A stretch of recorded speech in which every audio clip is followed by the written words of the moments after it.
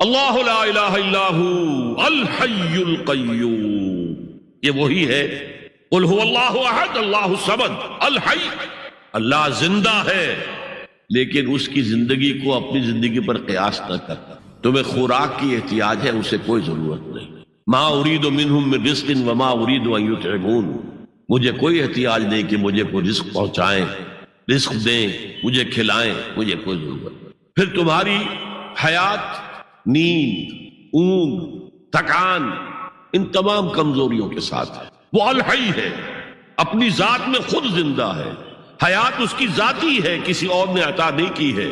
ہماری تو مستعار ہے، عمر دراز مانگ کے لائے تھے 4 دن، 2 آرزو میں کٹ گئے، 2 انتظار میں۔ اور القیوم بقیہ پوری کائنات کے لیے وہی ہے، اس کو تھامے ہوئے، لا تاخذہ سنۃ ولا نوم، الحی، حیات کامل کہ اس کو نہ نیند آتی ہے نہ اونگ آتی ہے۔ لہ ما فی السماوات و ما فی الارض، آسمان اور زمین میں جو کچھ ہے اسی کی ملکیت ہے۔ تم کسٹوڈینز ہو، تم امین ہو، ای امانت چند روزہ نزدماس، در حقیقت مالک شے ہر شے خداست، یہاں تک کہ یہ میرا جسم بھی میرے پاس امانت ہے۔ میں کون ہوں؟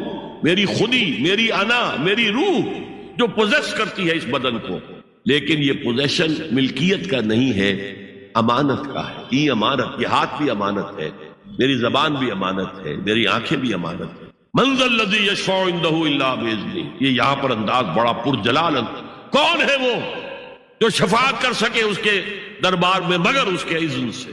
کسی کا ذاتی، کسی کا زور، کسی کا اختیار نہیں ہے کہ جس کی بنا پر وہ شفاعت کرے، ہاں اللہ کے اذن سے۔ اور دوسری جگہ پر آتا ہے جس کے لیے وہ چاہے گا اور جس کو اجازت دے گا، جیسے کہ آتا ہے عما یتساءلون میں، یوم یقوم الروح والملائکۃ صفا، اور ان میں سے کوئی بھی بات نہیں کر سکے گا، کلام نہیں کر سکے گا، لا یتکلمون الا من اذن له الرحمن، سوائے اس کے جسے رحمان اجازت دے، وقال صوابا، اور صحیح بات کرے گا، کوئی غلط بات نہیں کرے گا۔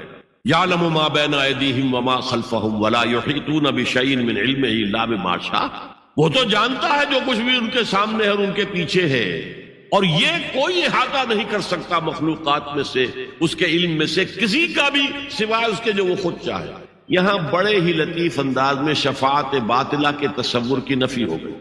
دیکھیے، آپ کہیں جا کر کسی مجسٹریٹ سے سفارش کرتے ہیں تو کیا کہتے ہیں؟ اجی یہ فائل کے اوپر جو کچھ ہے آپ اس پر نہ جائیے، یہ گواہیاں وغیرہ جھوٹی ہو گئی ہیں، میں آپ کو بتاتا ہوں اصل بات کیا ہے۔ اللہ کے سامنے کوئی یہ کہہ سکے گا اے اللہ تیرے علم میں نہیں ہے، میرے علم میں ہے؟ یعلم ما بین ایدیہم وما خلفہم، وہ تو جانتا ہے جو کچھ ان کے سامنے اور جو کچھ ان کے پیچھے ہے۔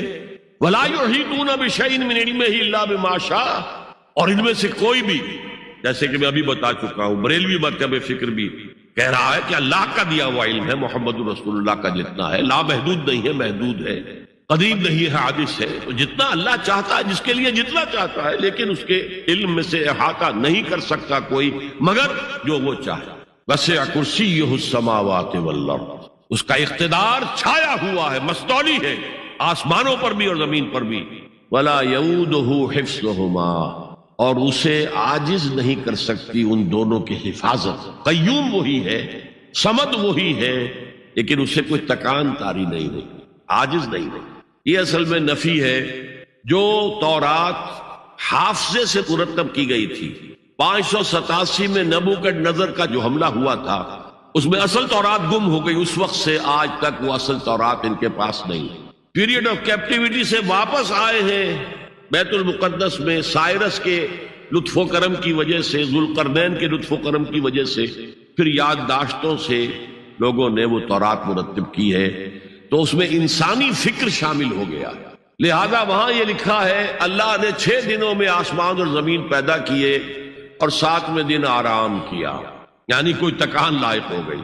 قرآن نے کہا، اللہ تعالیٰ نے فرمایا سورہ قاف میں، وَلَقَدْ خَلَقْنَا السَّمَاوَاتِ وَالْأَرْضَ وَمَا بَيْنَهُمَا فِي 6 أَيَّامٍ وَمَا مَسَّنَا مِن لُغُوبٍ، یقیناً ہم نے آسمان اور زمین اور جو کچھ ان دونوں کے مابین ہے انہیں 6 ہی دنوں میں پیدا کیا، وہ بات ٹھیک ہے، لیکن ہمیں کوئی تکان لائق نہیں ہوئی کہ ہمیں کسی آرام کی ضرورت ہو۔ لا یؤودہ حفظہما وہو العلی العظیم، العلی وہی ہے سب سے بلند و بالا، لتکون کلمۃ اللہ ہی العلیٰ، تاکہ اللہ کا کلمہ سب سے سر بلند ہو جائے، اور وہی عظیم ہے، عظمت والا۔ اللہ تعالیٰ مجھے اور آپ کو اس سے بچائے، اپنے سابقہ زندگی کے گناہوں پر توبہ کرنے کی اور اللہ سے استغفار طلب کرنے کی توفیق عطا فرمائے، اور اپنے دینی فرائض کی انجام دہی کے لیے کمر بستہ ہو جانے کا عزم مصمم کر لینے کی توفیق عطا فرمائے۔ تمہیداً میں عرض کر دوں کہ مسئلہ شفاعت ہمارے دین کے بہت مشکل مسائل میں سے، بلکہ آج جب میں غور کر رہا تھا تو میں اس نتیجے پر پہنچا کہ مشکل ہونے کے اعتبار سے یہ بالکل جبر و قدر کے مسئلے کے ہم پلہ ہے۔ جیسے جبر و قدر کا مسئلہ ہے، جسے عام طور پر عام فہم الفاظ میں ہم کہتے ہیں تقدیر کا مسئلہ۔ تقدیر کا مسئلہ وہ ہے کہ جس کے بارے میں اگر کوئی بحث کی جائے، گفتگو کی جائے تو الجھ جائے، سمجھ میں نہیں آئے، اگرچہ یہ کہ چونکہ اس پر ایمان لانا یہ ہم پر واجب کیا گیا ہے، ایمان لانے کے ہم مکلف ہیں۔ چنانچہ جو ایمانیات احادیث میں بیان ہوئے ہیں کہ جن پر ایمان لانا لازم ہے، حدیث جبرائیل میں جو الفاظ ہیں ان تؤمن بالقدر خیرہ وشرہ من اللہ تعالی، آپ نے فرمایا کہ ایمان کے تقاضوں میں سے یہ بھی ہے کہ تم قدر پر ایمان رکھو، تقدیر پر ایمان رکھو کہ اس کا خیر بھی اس کا شر بھی دونوں اللہ کی ہے۔ لیکن یہ مسئلہ جو کہ ایمانیات کے ضمن میں اتنا اہمیت کا حامل ہے، واقعہ یہ ہے کہ اس کے بارے میں اگر کھود کرید کی جائے، گفتگو کی جائے، رد و قضا ہو، بحث و نزاع ہو تو یہ الجھ جائے گا اور حل نہیں، اگرچہ سمجھ میں آ جاتا ہے اگر انسان سمجھنا چاہے۔ اور یہ بھی میں اس لیے عرض کر رہا ہوں کہ جو چیز سمجھ میں نہ آ سکتی ہو اس پر ایمان کا واقعتاً یہ ہے کہ ہمارا مکلف ہونا پھر غیر منطقی ہو جائے گا۔ سمجھ میں تو آتا ہے لیکن بیان میں نہیں، ان دونوں چیزوں میں بڑا فرق ہے۔ ایک چیز سمجھ میں آتی ہے لیکن بیان میں نہیں آ سکتی، بیان کرنے میں ہماری جو قوت بیانیہ ہے، ہماری جو زبان ہے، اس کی جو محدودیتیں ہیں، اس کی بنا پر وہ مسئلہ الجھ جائے۔ بہرحال آج کا میرا موضوع جو ہے وہ مسئلہ قدر نہیں ہے، لیکن میں صرف اس لیے عرض کر رہا ہوں کہ وہ مسئلہ کہ جس کے بارے میں حضور نے بہت سختی کے ساتھ منع فرمایا ہے کہ کوئی بحث و نزاع نہ کرو۔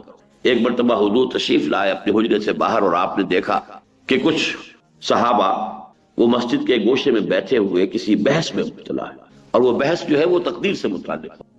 حضور نے جب یہ دیکھا تو آپ کا چہرہ غصے سے تمتما اٹھا اور آپ نے غضبناک الفاظ میں فرمایا الہذا بعثت ام لہذا امرت یا ام لہذا امرت، کیا مجھے اس چیز کا حکم دیا گیا تھا؟ کیا میں اس کام کے لیے مبعوث کیا گیا؟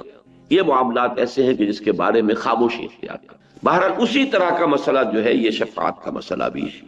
ویسے بھی میں نے بارہ عرض کیا ہے کہ بہت سے اکثر معاملات دنیا میں ایسے ہیں کہ جو ہمارے ہاں روایتی الفاظ آتے ہیں کہ بال سے زیادہ باریک اور تلوار کی دھار سے زیادہ تیز، کہ ذرا ادھر ہوئے تو ہلاکت ہے، ذرا ادھر ہو تو ہلاکت ہے۔ اسی طرح کا معاملہ ہے یہ صراط مستقیم اس دنیا میں بھی، اور پل صراط جسے ہم کہتے ہیں وہ قیامت میں بھی واقعتاً بہت باریک ہے، اور اس کی طرف ذرا سا بھی انسان ادھر یا ادھر ہو جائے تو گمراہی اور ہلاکت میں مبتلا ہونے کا اندیشہ ہے۔ اسی طرح کا مسئلہ شفاعت ہے۔ پہلے سمجھیے کہ شفاعت کے معنی کیا ہے۔ شفاع کا لفظ عربی زبان میں آتا ہے بنیادی طور پر ضم الشیء الی مثلہ۔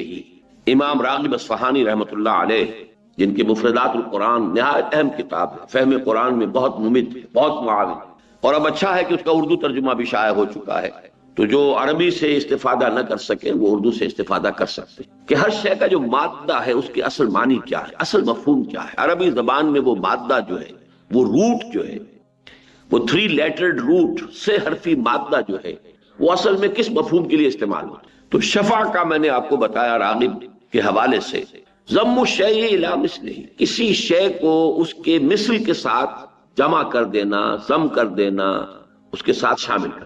اب مثلا میں ایک دعا کر رہا ہوں اللہ میری یہ حاجت پوری فرما دے، کوئی اور میرا دوست، میرا بھائی، میرا عزیز، اے اللہ تو میرے اس بھائی کی یہ ضرورت پوری فرما دے، یہ شفاعت ہے۔ یہ شفاعت ایک دعا میں خود کر رہا ہوں اور اس دعا میں شامل کر لی ہے میرے کسی بھائی نے، عزیز نے، دوست نے، بہی خواہ نے، خیر خواہ نے، اپنی دعا اس کے ساتھ شامل کر۔ یہ شفاعت، اس شفاعت سے تو ہم خوب واقف ہیں، اچھی طرح جانتے ہیں، اس کا کوئی منکر نہیں ہے۔ البتہ یہ کہ ایسی ہستیوں کی شفاعت کہ جو ہمارے سامنے اس طریقے سے مادی طور پر موجود نہیں ہے، عالم غیب میں ہے، غیب کا پردہ حائل ہو چکا ہے، وہ ارواح ہے اولیاء اللہ کی جو عالم غیب میں ہے، ملائکہ ہیں جو عالم غیب میں ہیں، پھر وہ ارواح جو ہیں انبیاء کی ہیں، صلحاء کی ہیں، اتقیاء کی ہیں، اولیاء اللہ کی ہیں، ملائکہ ہیں، یہ تمام ہیں۔ ان سے اس طرح کا کوئی معاملہ جو ہے وہ ذرا مختلف ہو جائے گا۔ لیکن جو چیز میں نے آپ سے عرض کی مثال کے طور پر شفاعت کا سب سے سادہ تصور کہ آپ ایک دعا کر رہے ہیں، آپ ایک استدعا کر رہے ہیں اللہ سے، اور کوئی اور بھی آپ کی اس دعا میں آپ کا ساتھ دے رہا ہے، آپ کے لیے گویا کہ اسی بات کا سوال اللہ سے کر رہا ہے کہ جس بات کا سوال آپ کر رہے ہیں، تو یہ شفاعت ہے لفظی اعتبار سے۔ اسی طریقے سے یہ لفظ سورہ نساء میں آیا ہے، آیت نمبر 85 میں، دنیا میں جو ہم ایک دوسرے کے لیے کچھ سفارش کریں، اس کے لیے بھی لفظ شفاعت قرآن میں مستعمل ہے۔ آپ کا کوئی بھائی ہے، اس کا کوئی مسئلہ ہے کسی جگہ پر، کوئی ضرورت جو ہے اس کی کوئی شخص پوری کر سکتا ہے، آپ اس کے ساتھ جاتے ہیں اور گویا کہ ایک طریقے سے اسے اطمینان دلاتے ہیں کہ یہ شخص جو ہے یہ قابل اعتماد شخص ہے، یہ جو بات کہہ رہا ہے میرے علم کی حد تک اس کے اوپر آپ اعتبار کر سکتے ہیں، اعتماد کر سکتے ہیں۔ یہ چیز بھی شفاعت ہو گئی اس دنیا کے اندر، گویا کہ آپ نے کسی کی ضرورت میں اپنے علم کی بنا پر یا اپنی کسی وجاہت کی بنیاد پر کہ جو آپ کو کسی کے ساتھ حاصل تھی، کوئی شخص ہے جو آپ کی قدر کرتا ہے، آپ کی عزت کرتا ہے، اس کی نگاہوں میں آپ ایک معتمد علیہ انسان ہے، ایک آپ معتبر انسان ہے، آپ جو بات کہہ رہے ہیں اس کے اوپر وہ اعتبار کر سکتا ہے، تو آپ اپنی ان صلاحیتوں کو، یا یہ کہ کوئی شخص آپ سے محبت کرتا ہے اور اس کی بنا پر یہ ہے کہ وہ آپ کی بات ایک حد تک، جائز حد تک ہو تو وہ ٹالے گا نہیں، تو یہ ایک شفاعت ہے کہ جو دنیا میں بھی سفارش کے معنی میں جب ہم استعمال کرتے ہیں تو قرآن مجید میں ہمیں ایک اصول بتایا گیا، من یشفع شفاعتا حسنۃ یکن لہ نصیب منہا ومن یشفع شفاعتا سیئۃ یکن لہ کفل منہا۔ بالکل منطقی بات ہے، جو شخص کوئی اچھی سفارش کرے گا، اچھی شفاعت کرے گا، وہ اچھائی کے لیے بھی ہو سکتی ہے، اچھی بات کے لیے ہو سکتی ہے، پھر یہ کہ بالکل اس کے اندر کہیں بھی حد اعتدال سے تجاوز نہ ہو، کہیں زیادتی نہ ہو، کسی اور کی حق تلفی نہ ہو، ایک شخص کے لیے کوئی خیر ہو جائے بغیر اس کے کہ کسی اور کی حق تلفی ہو رہی ہو، یہ تمام پہلو ایسے ہوں گے کہ جن کو ہم کہیں گے یہ شفاعت حسنہ ہے۔ اس کے لیے آپ ایک دوسرے کے کام جیسے آتے ہیں، ایسے ہی اگر اس طریقے کی سفارش آپ دنیا میں کرتے ہیں جن میں جھوٹ نہیں ہے، جس میں کوئی کسی کی حق تلفی نہیں ہے، کسی کا پر ظلم نہیں ہو رہا ہے، اور وہاں پر کسی شخص کا جائز طریقے سے کام ہو سکتا ہے، وہ شخص جو ہے اس سے واقف نہیں ہے، وہ جانتا نہیں ہے، آپ کی ایک وجاہت ہے اس کے ہاں، آپ کو وہ جانتا ہے، اور آپ اپنے علم کی بنیاد پر اس سے کہتے ہیں کہ میں آپ سے عرض کرتا ہوں کہ یہ شخص قابل اعتماد ہے، میں اسے جانتا ہوں۔ یہ شفاعت اور صحیح دائرے کے اندر، جیسا کہ میں نے عرض کیا، پھر دہرا رہا ہوں، کسی کی حق تلفی نہ ہو، کسی پر ظلم نہ ہو، بات بالکل صحیح ہو، تو یہ شفاعت حسنہ ہے جس کی گویا کہ ایک طرح سے تاکید کی جا رہی ہے، ترغیب دلائی جا رہی ہے۔ من یشفع شفاعتا حسنۃ یکن لہ نصیب منہا، جس نے کوئی اچھی شفاعت کی، اچھی سفارش کی، اسے خود بھی اس میں سے حصہ مل جائے گا، یعنی اس کو ایک نیکی ملے گی، اللہ تعالیٰ اس کے اس عمل کو پسند فرمائے گا، اللہ تعالیٰ اس کے اس عمل کا اسے اجر و ثواب عطا کرے گا۔ وَمَن يَشْفَعْ شَفَاعَةً سَيِّئَةً، اب وہ تمام شرائط جو ہیں وہ اگر پوری نہیں ہو رہی ہیں، آپ جھوٹ کہہ رہے ہیں، آپ غلط انسان کی جو ہے تائید کر رہے ہیں، آپ حقائق کو کہیں چھپا رہے ہیں، توڑ مروڑ رہے ہیں، یا یہ کہ آپ کسی ایسی بات کے لیے کہہ رہے ہیں کہ جس کا اس کو حق حاصل نہیں ہے، جس سے کسی دوسرے کی حق تلفی ہو رہی ہے، تو یہ فرمایا کہ من یشفع شفاعتا سیئۃ یکن لہ کفل، تو اس میں سے اب حصہ اس کو بھی مل جائے گا کہ اگر اس کی وجہ سے کسی پر کوئی ظلم ہوا ہے تو اس ظلم کی پاداش جو اللہ کے ہاں ہوگی اس میں اس شخص کا حصہ بھی ہوگا کہ جس نے اس کے لیے سفارش کی۔ تو یہ تو لفظ شفاعت اور شفاعت کے دو معنی کے جو مستعمل ہیں، عام ہیں، واضح ہیں، منطقی ہیں، جن میں کوئی اشکال نہیں، جن میں کوئی دقت نہیں، لیکن یہ کہ اب سمجھئے وہ شفاعت کہ جو تمام گمراہیوں کی جڑ ہے، یہ میں پچھلی مرتبہ عرض کر چکا ہوں، شرک کی اصل بنیاد شفاعت باطلہ کا تصور، غلط شفاعت کا غلط تصور۔ میں عرض کر چکا ہوں کہ دنیا میں دیکھیے ایک تو ہے معاملہ الحاد، خدا کا انکار، کوری مادہ پرستی، میٹریلزم، جو بھی آپ کہیں، میں اس وقت اس سے گفتگو نہیں کر رہا۔ ایک ہے شرک لازماً دو چیزوں پر مشتمل ہے، کسی بڑے خدا کو مان کر اس کے ساتھ چھوٹے خداؤں کو ماننا، وہاں بڑے خدا کا انکار نہیں ہے، میں نے مثالیں بھی دی تھی، یاد ہوگا، اور بارہا یہ میرے دروس میں باتیں آ چکی ہیں، مشرق سے مغرب تک چلے جائیے آپ کو ہر جگہ یہ تصور شرک کا ملے گا۔ مہادیو ایک، مہادیو وہ تو ایک ہی ہو سکتا ہے، ایک ہی ہے، دیویاں اور دیوتا بے شمار، کوئی آگ کی دیوی ہے اور کوئی پانی کا جل دیوتا ہے اور اگنی دیوی ہے اور کوئی لکشمی بائی ہے، لکشمی دیوی ہے، وہ دولت کی ہے، وہ گنتے جائیے، وہ بے شمار. بالکل ویسٹ میں چلے جائیے، بڑے جی سے لکھا جائے گا گاڈ، تو وہ ایک ہی ہے، کیپٹل جی. اس کے 3 صفات جو ہمیشہ مانی گئی ہیں، اومنی پوٹنٹ، اومنیشینٹ، اومنی پریزنٹ. وہ جو بڑا خدا ہے ایک اکیلا، جی سے لکھا جانے والا کیپٹل جی سے، وہ اومنی پوٹنٹ ہے، علی کل شیء قدیر، اومنیشینٹ ہے، بکل شیء علیم، اومنی پریزنٹ ہے، ہر جگہ موجود، ہوا معکم اینما کنتم. یہ 3 صفات ہر جگہ مانی گئی اس بڑے خدا کا. یہی معاملہ تھا عرب میں. اللہ وہ ایک ہی تھا، لیکن آلہہ، وہاں گاڈ کے ساتھ گاڈیسز اینڈ گاڈز، چھوٹے جی سے لکھے جانے والے بے شمار گاڈز اینڈ گاڈیسز، ان کی گنتی نہیں ہو سکتی. اسی طریقے سے اللہ ایک اور آلہہ. اب یہ آلہہ 2 طرح کے بنائے گئے. ظاہر بات ہے کہ ان کی، جیسا کہ میں نے پچھلی مرتبہ بھی عرض کیا تھا، کہ اصل میں تو یہ بگڑی ہوئی شکلیں ہیں. جو اصل حقیقتیں تھیں ان کے اندر تھوڑا تھوڑا رد و بدل ہوتے ہوتے ہوتے ہوتے وہ شے بالکل ایک نئی بن کر ایک عجیب صورت اختیار کر لیتی ہے. لیکن تھی تو تمام چیزیں جو ہیں، دین توحید ہی تھا آغاز میں. حضرت آدم علیہ السلام اللہ کے نبی تھے. یعنی نوع انسانی کا اور تاریخ انسانی کا آغاز جو ہے وہ اندھیرے میں نہیں ہوا، ظلمت میں نہیں ہوا، تاریکی میں نہیں ہوا، جہالت میں نہیں ہوا. سائنٹیفک اعتبار سے آپ کہہ سکتے ہیں کہ علم بہت کم ہوگا ان کے پاس یا نہیں ہوگا بالکل، لیکن یہ کہ یہ العلم جو ہے، فَاعْلَمْ ان اللہ لا الہ الا ہو، جان لو کہ اللہ کے سوا کوئی نہیں. یہ ہے اصل علم. 100 علموں کا ایک علم، بلکہ 1000 علموں کا ایک علم. اسی لیے وہ بہت صحیح کہا ہے کہ علم و بس کری ہو یار، اکو الف تیرے درکار. یہ ایک الف کافی. یہ علم تو ہمیشہ سے تھا، لیکن اس کی بگڑی ہوئی شکلیں، اس سے نکلی ہیں کھاڑیاں، نکل کر انہوں نے شکلیں بدل لی. ایمان بالملائکہ جو ہمارے ہاں ایمان کے اجزاء لا ینفک میں سے ہے، اس کی بگڑی ہوئی شکل ہے جو یہ دیوتاؤں کی بنائی گئی ہے. کوئی پہاڑوں کا دیوتا ہے، کوئی فلاں کا دیوتا. ملائکہ ہے یہ وسیع اور اس کائنات جس کا کہ ابھی تک ہمیں کچھ پتہ نہیں ہے. اس کے سائز کا کوئی تصور آج بھی نہیں ہے انسان کو، قطعاً پتہ نہیں کہاں شروع ہوتی ہے کہاں ختم ہوتی ہے. اس کائنات میں ایک حکومت ہے باضابطہ، اس کی ایک بیوروکریسی کہہ لیجئے، اس کے کارندے ہیں، ان کے سول سرونٹس ہیں، وہ ملائکہ ہیں، اللہ کے احکام کی تنفیذ کر رہے ہیں. بس قرآن نے جو واضح کیا، جو حقیقت واضح رہنی چاہیے، وہ یہ کہ انہیں اختیار کوئی نہیں. یفعلون ما یؤمرون، جو حکم ملتا ہے ان میں کوئی اختیار نہیں. اگر ذرا سا بھی یہاں سے پاؤں پھسلا، ان کے لیے بھی کسی درجے میں اختیار کا تصور آ گیا، اب وہ گویا کہ نائبین بن گئے اللہ. اور نائب جو ہے ظاہر بات ہے کہ اسے کچھ نہ کچھ اختیار دیا جاتا ہے. تو جب اختیار دیا جاتا ہے تو اس اختیار کے اعتبار سے اس کے ہاتھ میں آپ کا کچھ نہ کچھ خیر و شر تو آ گیا نا. اب اس خیر و شر کے لیے کچھ دنڈوت اس کی بھی کی جائے، کچھ اظہار تعظیم ان کے سامنے بھی ہو، کوئی اظہار نیاز کیا جائے، اظہار نیاز مندی، اظہار تعظیم. یہاں سے بگڑتی ہوئی وہ شکل جو ہے ایمان بالملائکہ، اس نے در حقیقت صورت اختیار کر لی ان دیوتاؤں اور دیویوں. ایک شکل تو یہ تھی. اسی کی نفی کی ہے جیسا کہ ہم پڑھ چکے ہیں پہلے. میں نے عرض کیا تھا کہ سورۃ الاخلاص کے تقریباً ہم وزن ہے آخری آیت سورہ بنی اسرائیل کی. وَقُلِ الْحَمْدُ لِلَّهِ الَّذِي لَمْ يَتَّخِذْ وَلَدًا وَلَمْ يَكُن لَّهُ شَرِيكٌ فِي الْمُلْكِ. اس کا کوئی ساجی نہیں ہے حکومت میں اور اختیار میں، کوئی ساجی. یہ پوری بادشاہی تنہا اسی کے ہاتھ. لِمَنِ الْمُلْكُ الْيَوْمَ لِلَّهِ الْوَاحِدِ الْقَهَّارِ. یہ حقیقت جو قیامت میں بالکل واضح ہو جائے گی، آج ذرا چھپی ہوئی ہے، نگاہوں سے اوجھل ہے. آج اسے سمجھنے کے لیے اور اس پر اپنے دل کو قائم رکھنے کے لیے کچھ محنت کی ضرورت ہے.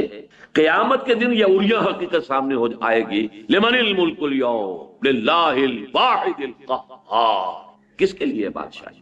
صرف اس اللہ کے لیے جو اکیلا ہے، تنہا ہے، قہار ہے، چھایا ہوا ہے، قاہر ہے. اس کے قبضے قدرت سے کوئی شے باہر نہیں. تو اللہ کے ساتھ کوئی ملک میں ساتھی نہیں. لم یکن لہ شریک فی الملک. اچھا، دوسرا تصور جو پیدا ہوا وہ اس اعتبار سے پیدا ہوا کہ انسان نے اللہ کو بھی کچھ نہ کچھ اپنے اوپر قیاس کیا، اور یہ انسان کی مجبوری ہے. آخر اس کی سوچ، اس کی قوت متخیلہ، چاہے ہم کہیں کہ اس قوت متخیلہ جو ہے اس کے لیے تو کوئی انتہا نہیں، کوئی لیمٹس نہیں. تخیل کو آدمی جہاں چاہے لے جائے. فکر انسان پر تیری ہستی سے یہ روشن ہوا ہے، پرے مرغ تخیل کی رسائی تا کجا. لیکن جان لیجئے ہماری قوت متخیلہ بھی محدود ہے. کس معنی میں؟ کہ ہمارا سارا جو پیرامیٹر بنتا ہے وہ تو ہمارے مشاہدات سے بنتا ہے. ہماری سوچ کے لیے بھی جو اس کے حدود ہیں معین ہوتی ہیں، وہ ہماری مشاہدات سے، ہماری عقل سے، ہماری سمجھ سے، اور اسی کے اعتبار سے کچھ مزید ہو جائے گا تو تخیل ہو جائے گا۔ تو انسان نے خدا کے بارے میں بھی جب بھی غور کیا تو کچھ اپنے اوپر قیاس کیا، جس کو بڑی خوبصورتی سے اقبال نے واضح کیا ہے، مکالمہ۔ ایک بت تراش ہے، وہ بت اس نے بنایا ہے، لیکن بنایا کیا ہے وہ بت تراش نے؟ اس نے اپنے دو ہاتھ دیکھے تھے، اس بت کے اندر بھی دو ہاتھ بنا دیے۔ وہ خدا بنا رہا ہے، دیوتا بنا رہا ہے، لیکن کیا بنائے گا؟ اپنے دو ہاتھ دیکھے تھے، دو ہاتھ اس کے بنا دیے۔ اپنی دو آنکھیں تھی، اس کی بھی دو آنکھیں بنا دی، ذرا موٹی موٹی بنا دی ہوں گی، بڑی بنا دی ہوں گی۔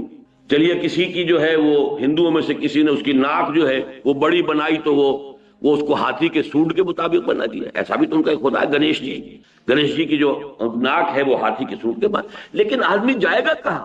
One can not outgrow his skin. انسان اپنے تخیلات میں بھی، تصورات میں بھی، اپنے مشاہدات سے باہر کہاں جائے گا؟ تو وہ بت یہ کہہ رہا ہے کہ تو نے مجھے خدا بنانا چاہا تھا، لیکن تو نے بنایا کیا ہے؟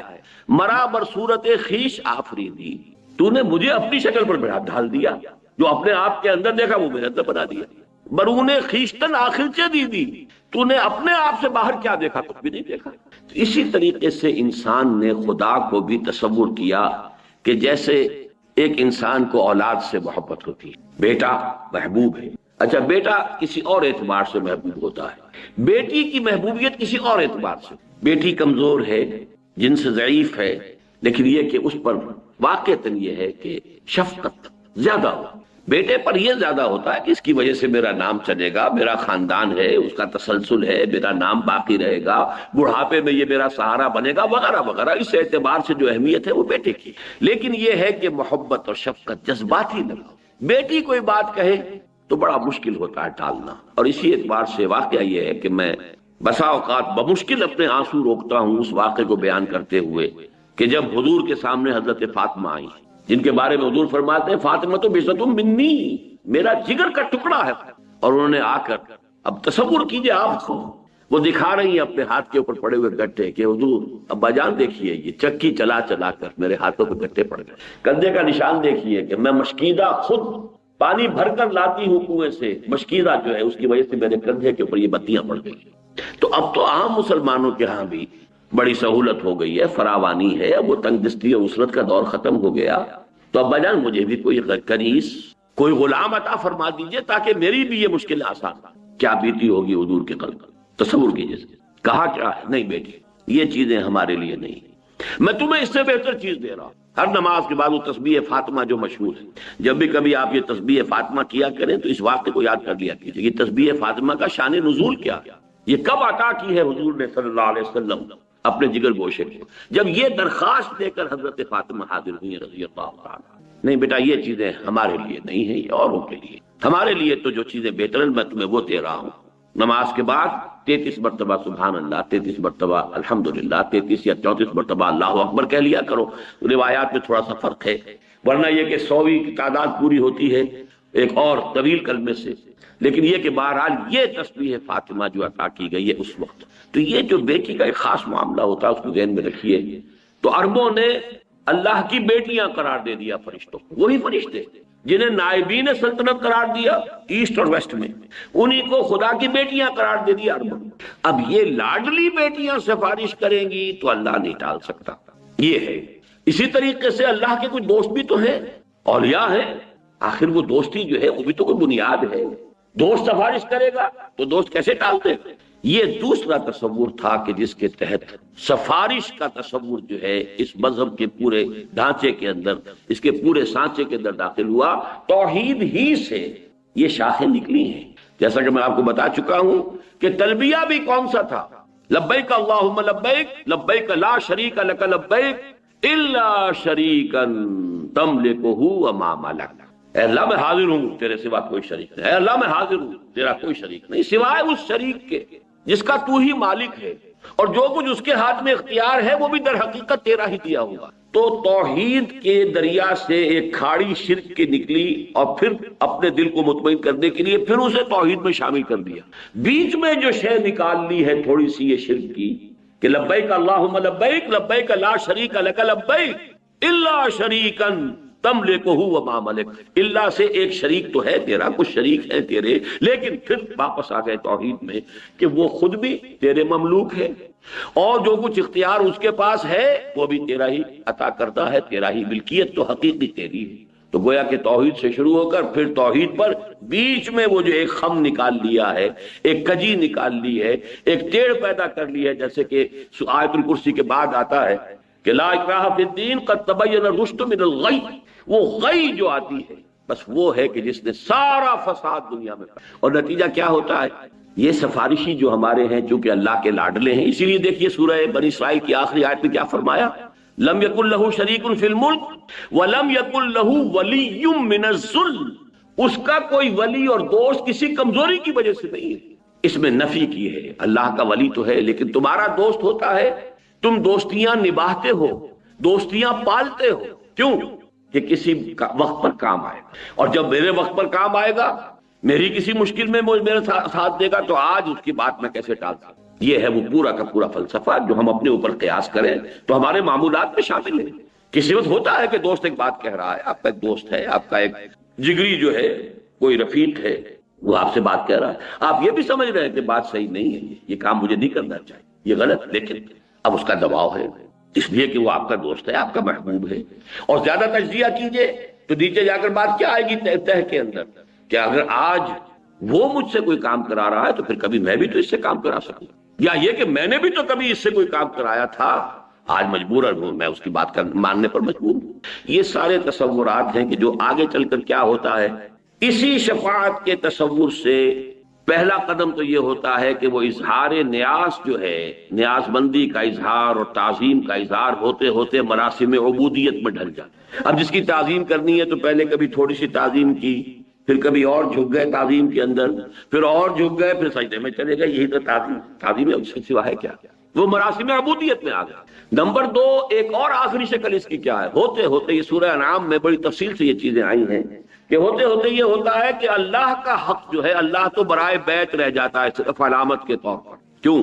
دیکھیے جو سب سے اوپر بیٹھا ہوا ہے وہ ہے تو صحیح، اختیار اسی کا ہے، صدر مملکت ہیں پاکستان کے، اصل اختیارات تو ان کے پاس ہیں، وزیر اعظم ہے اس کے پاس اختیارات ہیں، لیکن دیہاتی کو تو پتا ہے کہ میرا معاملہ تو اس پٹواری کے ہاتھ میں ہے، اس کا قلم ادھر سے ادھر ہو جائے تو میرے لیے مصیبت بھی آ سکتی ہے اور میری مشکل حل بھی ہو سکتی ہے، اصل تو ہاتھ اس کے ہاتھ میں ہے۔ تو وہ تو کسی کو کیا معلوم ڈی سی صاحب کس بلا کا نام ہے، عام پٹواری، عام جو دیہاتی کیا جانتا ڈی سی کیا ہوتا ہے؟ پٹواری جو ہے وہ جو سر پر بیٹھا ہوا ہے، جس نے کہ وہ ساری لکھنی ہے، جو بھی فصل کے بارے میں رپورٹ ہے وہ ساری اس کے پاس، لہذا وہ تو صرف رہ جاتے ذہن میں کہ ہاں اوپر ہے کوئی، سارا کا سارا معاملہ پھر وہ نچلے ان خداؤں سے، چھوٹے خداؤں سے، دیویوں سے، دیوتاؤں سے، آلہہ سے، گاڈ سے، گاڈسز سے ہوتے ہوتے عبادت، جس کی کہ بڑی ایک لطیف انداز میں قرآن مجید میں ایک تنبیہ کی گئی ہے کہ یہ لوگ کیا کرتے تھے عرب والے، فصل کی یہ کوئی فصل ہے، فصل میں سے کچھ حصہ معین کر دیا، یہ اللہ کے لیے ہم خیرات کریں گے، اللہ کے نام پر، اللہ کے لیے، اور یہ تھوڑا سا حصہ جو ہے یہ ہمارے فلاں معبودوں کے لیے، فلاں معبود کے لیے، کچھ نہ کچھ تو ان کو بھی دینا ہے، کیا اتنا بڑا غلہ ہے، اس میں سے اتنے جانور تو ہم نے اللہ کے نام پہ چھوڑ دیے، ٹھیک ہے یہ اللہ کے لیے ہے، لیکن یہ کچھ تھوڑے بہت جو ہیں یہ ان فلاں معبود کے لیے، فلاں کے لیے۔ اب فرض کیجئے آ گیا قحط، تو اللہ کے حصے میں تو ہاتھ ڈال لیں گے، وہ چھوٹے معبود کے حصے کو نہیں چھیڑ سکتے، اس لیے کہ اس کا تو وہ جس کو پنجابی میں کہتے ہیں کہ رب نیڑے کے سن، وہ تو ان کا مکہ تو قریب ہے، وہ اللہ تو دور ہے، بلکہ یہاں تک کہ پھر جو اللہ کا حق ہے وہ تو ان کو مل جائے گا، ان کے حق میں شامل ہو جائے گا، لیکن جو ان کا حق ہے وہ اللہ کے حق میں شامل نہیں۔ یہ ساری جو ہے آخری جو اس بیماری کی جو تیسری سٹیج ہے، اس سب کا تذکرہ سورہ انعام کے اندر موجود ہے۔ یہ سفارش نے اصل میں دنیا میں عقائد اور مذاہب کی دنیا میں جو تدریجاً توحید کی جڑ کاٹ کفر اور شرک کی شکل اختیار کر دی، اس کی نفی کے لیے قرآن مجید میں اب آپ دیکھتے ہیں کہ شدت کے ساتھ شفاعت کا انکار۔ لیکن اس سے بھی پہلے میں ایک اور بات واضح کر دوں، قرآن مجید کو آپ پڑھیے تو زور ہے عمل پر۔ میں اس وقت صرف 3 آیتیں سورہ نجم کی پڑھوں گا، لیس للانسان الا ما سعى وان سعيه سوف يرى ثم يجزاه الجزاء الاوفى، نہیں ہے انسان کے لیے مگر صرف وہ جس کے لیے اس نے خود محنت کی، ہاں اس کی محنت اس کے سامنے رکھ دی جائے گی، وہ دیکھ لے گا، دکھا دی جائے گی، جیسے کہ فرمایا فَمَن يَعْمَلْ مِثْقَالَ ذَرَّةٍ خَيْرًا يَرَهُ وَمَن يَعْمَلْ مِثْقَالَ ذَرَّةٍ شَرًّا۔ معلوم ہوا کہ سارا دار و مدار جو ہے انسان کا، کامیابی کا، فوز و فلاح کا، وہ تو انسان کے عمل پر ہے، محنت پر ہے، مشقت پر ہے، جد و جہد پر ہے۔ لَيْسَ لِلْإِنسَانِ إِلَّا مَا سَعَىٰ، یہ تو ہے قرآن مجید کی جو مین تعلیم آپ کہیں گے، 90% کو اگر آپ دیکھیں گے تو وہ یہی ہے، لَيْسَ لِلْإِنسَانِ إِلَّا مَا سَعَىٰ وَسَعْيُهُ سَوْفَ يُرَىٰ۔ لیکن اس کے ساتھ ہی آپ کو قرآن مجید میں بھی یہ بات بھی معلوم ہو جائے گی کہ کسی نیکی کی توفیق بھی انسان کو از خود حاصل نہیں ہوتی جب تک اللہ کی توفیق بھی۔ معلوم ہوا کہ اس میں لیس للانسان الا ما سعى، وہ جو ایک یوں سمجھیے کہ ایک اصول موضوع ہے، اصل وہی ہے، جڑ وہی ہے، بنیاد وہی ہے، لیکن وما تشاءون الا ان یشاء اللہ، تمہارے اندر یہ ارادہ کا پیدا ہونا، تمہارے اندر اس جذبے کا ابھرنا، تمہارے اندر خیر کا داعیہ بیدار ہونا، تمہارے اندر اچھے جذبات کا نشو و نما پانا، یہ بھی تو اللہ کی توفیق سے۔ نمبر 2، حضور کی حدیث اب آپ کو سنا رہا ہوں، کوئی شخص جنت میں محض اپنے عمل پر نہیں جا سکے گا۔ اور یہ ایسا کیٹیگوریکل سٹیٹمنٹ تھا کہ میں یہ کہا کرتا ہوں، آپ نے بارہا سنا ہوگا میری زبان سے، کہ بڑی ہمت اور جرت سے کام لیا کسی صحابی نے جو حضور سے پوچھ لیا کہ کیا حضور آپ بھی؟ کوئی انسان جنت میں محض اپنے بل سے، اپنے عمل کی بنیاد پر داخل نہیں ہو سکتا۔ حضور کیا آپ بھی؟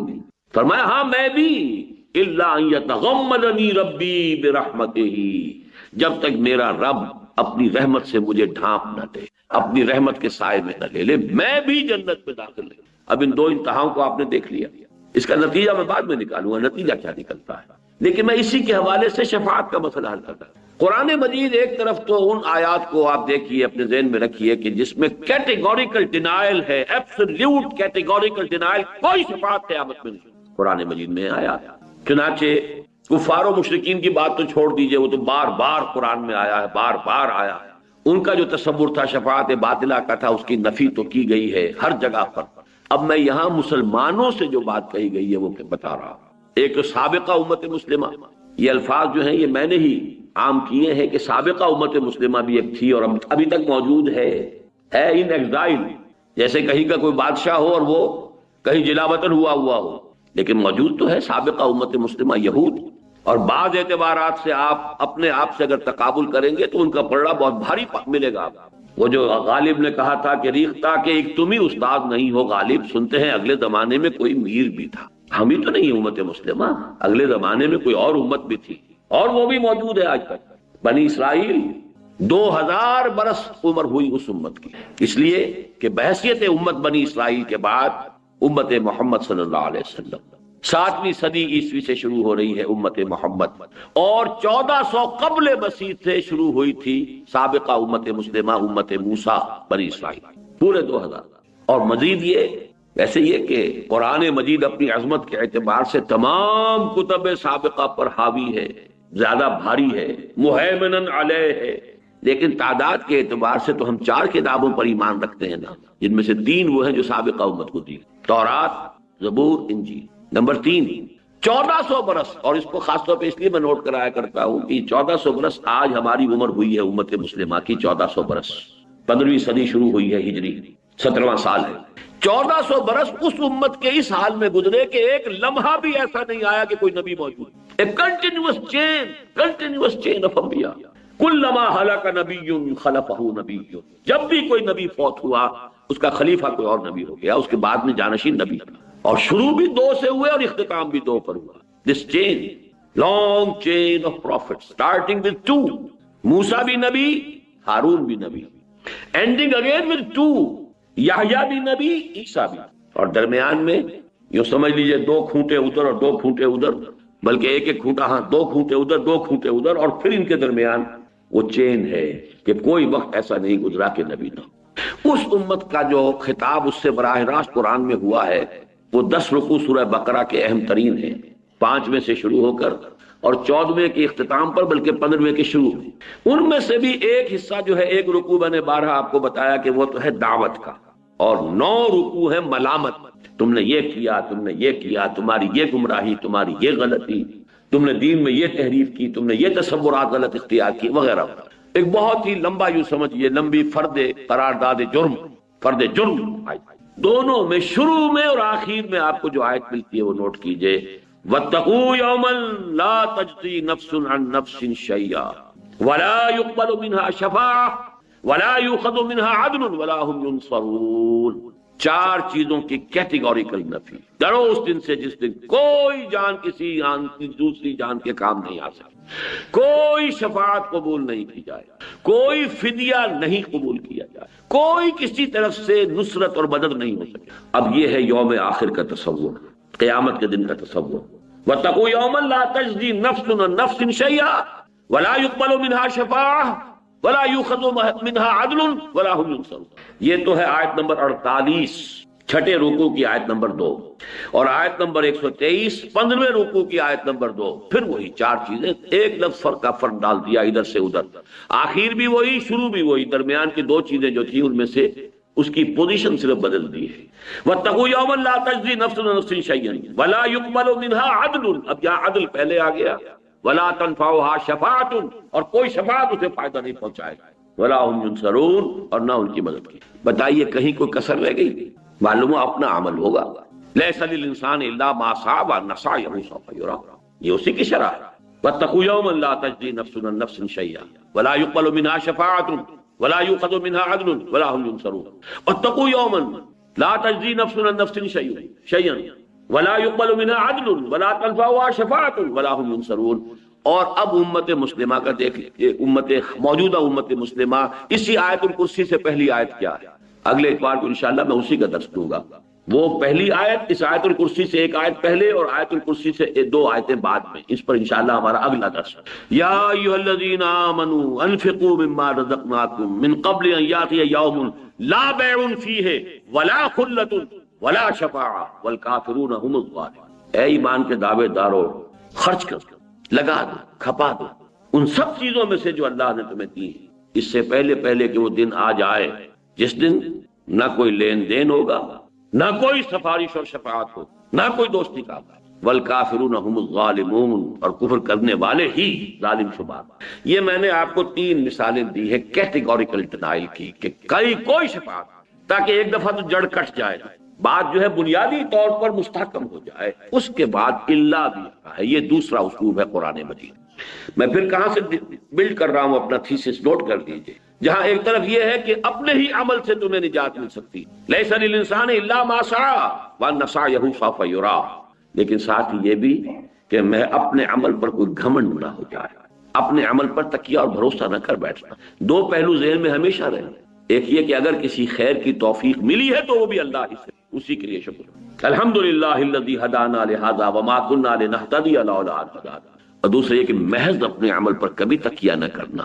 جو کوتاہیاں لاکھوں ہو رہی ہوتی ہیں جس کا تمہیں اندازہ بھی نہیں، تم ان کو جانتے بھی نہیں، نہ معلوم وہ کتنے انبار جمع ہو رہے ہیں، وہ جو گناہ کبیرہ ہیں ان کے کتنے تم نے انبار جمع کر لیے، ان کا وزن کتنا ہو جائے۔ لہذا رحمت خداوندی کے بغیر نہ سمجھنا کہ رستگاری ہو سکے گی۔ کوئی انسان محض اپنے عمل سے جنت میں داخل نہیں ہو سکتا، یہاں تک کہ حضور اپنے بارے میں فرما رہے ہیں میں بھی جنت میں داخل نہیں ہو سکوں گا الا یتغمدنی ربی برحمتہ، مگر یہ کہ اللہ میرا رب مجھے اپنی رحمت کے تحت سائے میں لے لے۔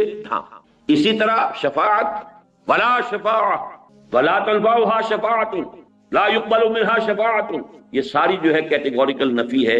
اب میں 8 مقامات گنوا دیتا ہوں کہ جس کے اندر ایک الا بھی ہے کہ نہیں کچھ ہے، شفاعت ہے۔ اسی لیے میں نے عرض کیا تھا کہ مشکل معاملہ ہے، جیسے تقدیر کا معاملہ ویسے مشکل ہے۔ آیت الکرسی خود جو ہے لیجئے تو اس میں موجود ہے، من ذا الذی یشفع عندہ الا باذنہ، ہے کہ نہیں؟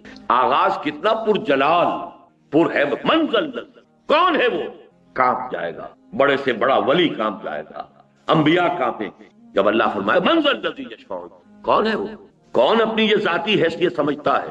کون سمجھتا ہے کہ مجھ پر اس کا کوئی اختیار ہے؟ کون ہے جو سمجھتا ہے کہ وہ کوئی زور میرے خلاف استعمال کر سکتا ہے؟ کون ہے وہ؟ من ذا الذی یشفع عندہ، کون ہے وہ جو شفاعت کر سکے گا اس کے سامنے؟ الا باذنہ، ہاں الا سوائے اس کی اجازت۔ معلوم ہے اسی کیٹیگوریکل انداز میں جیسا کہ پچھلی آیت میں تھا ولا شفاعہ، اس کی مزید جو ہے اس کو مزید فورٹیفائی کیا ہے، مزید مضبوط کیا ہے، من ذا الذی یشفع عندہ الا، لیکن الا باذنہ۔ سورہ انبیاء میں فرمایا ولا یشفعون الا لمن ارتضی، وہ شفاعت نہیں کر سکیں گے مگر جن کے لیے اللہ راضی ہو. اب یہ اللہ گنوا رہا ہوں میں آپ. ما من شفیع الا من بعد اذنہ، سورہ یونس علیہ الصلوۃ والسلام. کوئی نہیں ہے سفارش کرنے والا سوائے اس کی اذن کے بعد. لا یملکون الشفاعۃ الا من اتخذ عند الرحمن عہدا، سورہ مریم. یومئذ لا تنفع الشفاعۃ الا من اذن له الرحمن، سورہ طٰہٰ. اس روز کوئی شفاعت نہیں کر سکے گا سوائے اس کے کہ جس کو رحمان کی جانب سے اجازت مرحمت ہو جائے. ولا تنفع الشفاعۃ عنده الا لمن اذن له، سورہ سبا. اس کی جناب میں کوئی سفارش کام نہیں آ سکے گی الا یہ کہ جس کے لیے اس نے اجازت دی ہو. سورہ زخرف میں فرمایا ولا یملکون الذین یدعون من دونہ الشفاعۃ الا من شہد بالحق.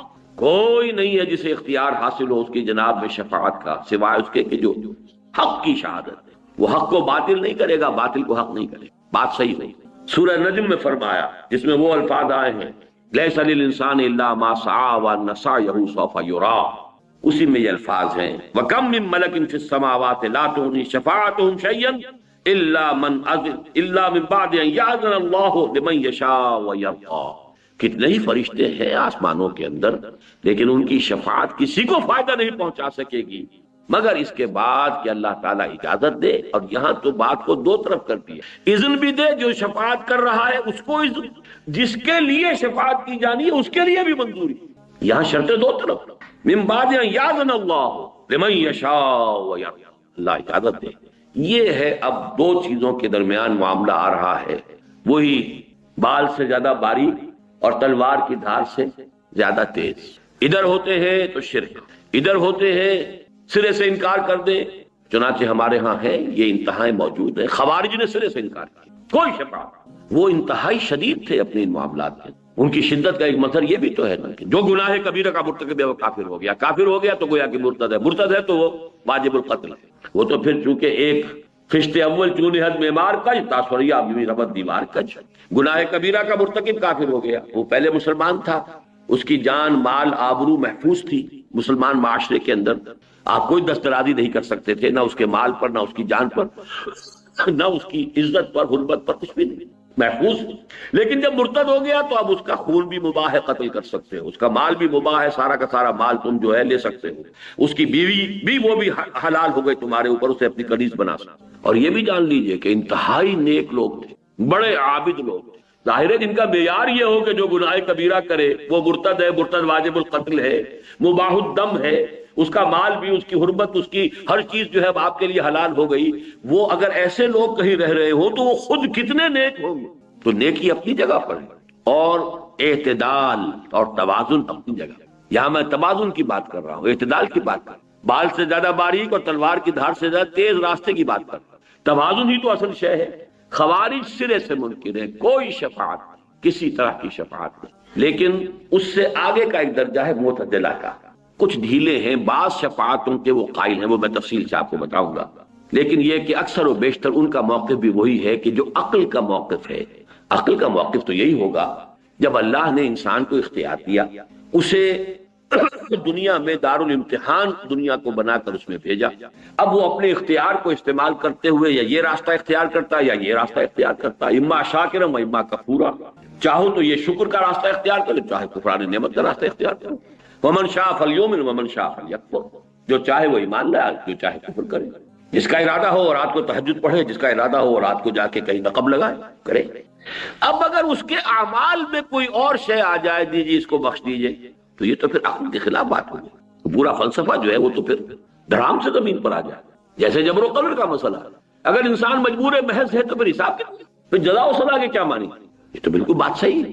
آپ کا پورا فلسفہ یہ ہے کہ انسان کو ہم نے ایک صلاحیت دی ہے، ایک مہلت عمر دی ہے، یہ مہلت امتحان ہے، یہ دنیا جو ہے دارالامتحان ہے، اس کو ہم نے صلاحیتیں دی ہیں، اختیار دیا، ادھر جاؤ یا ادھر جاؤ. اب نتیجہ نکلنا چاہیے اس کے اپنے اختیار پر، اپنے چوائس پر، اپنے عمل پر، اپنی محنت. یہ عقل ہے. لہذا معتزلہ کہ جو ریشنلسٹ ہے، اس امت کے سب سے پہلے ریشنلسٹ، عقل کو برتر تسلیم کرنے والے اور نقل کو اس کے تابع کرتے ہیں. یہ عقل و نقل کی ایک بڑی طویل کشمکش ہے جو ہمارے یہاں چلی. اور نقل سے مراد وہ نقل نہیں جو امتحان میں ماری جاتی ہے، کہیں وہ آپ سمجھ میں رکھ دیر میں لے آئے.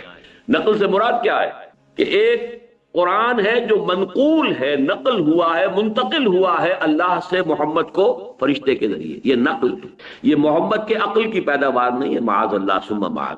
یہ تو منقول ہوا. پھر حضور سے یہ منقول ہوا، صحابہ کرام کو پہنچ کے، صحابہ کرام سے منقول ہوا اور تابعین کو پہنچ گیا. نقل ہو رہا ہے، منتقل ہو رہا ہے. منتقل کا لفظ آپ کے لیے زیادہ سہولت والا ہو جائے، لیکن بنا تو نقل سے ہے نا، اس کا مادہ تو نقل ہے. اب ایک طرف نقل ہے وہ چیز جو آ رہی ہے، قرآن ہے، حدیث بھی نقل ہے. حدیث حضور کی وہ بات ہے کہ جو صحابہ نے دیکھی یا سنی اور اس کو منتقل کر دیا تابعین تک، تابعین نے پھر منتقل کر دیا وہ تبع تابعین تک. تو ایک ہے نقل اور ایک ہے عقل. آپ کی لاجک ہے، آپ کا انٹلیکٹ ہے، آپ کی سوچ بچار ہے، اس کے کچھ اصول ہیں، ان اصولوں کے اوپر آپ پرکھتے ہیں. تو تمام مذاہب کی تاریخ میں یہ عقل و نقل کی کشمکش اور کشاکش جو ہے یہ ایک بہت اہم باب ہے تمام مذاہب، جس کے نتیجے میں علم الکلام پیدا ہوا. چاہے وہ عیسائیوں کا علم الکلام ہے یا یہودیوں کا علم الکلام ہے یا مسلمانوں کا علم الکلام ہے. علم الکلام نام ہی اس کا ہے کہ عقل اور نقل میں کوئی ربط پیدا کیا جائے، کوئی ان کے درمیان ایسی شکل پیدا ہو جائے کہ تضادات رفع ہو جائیں.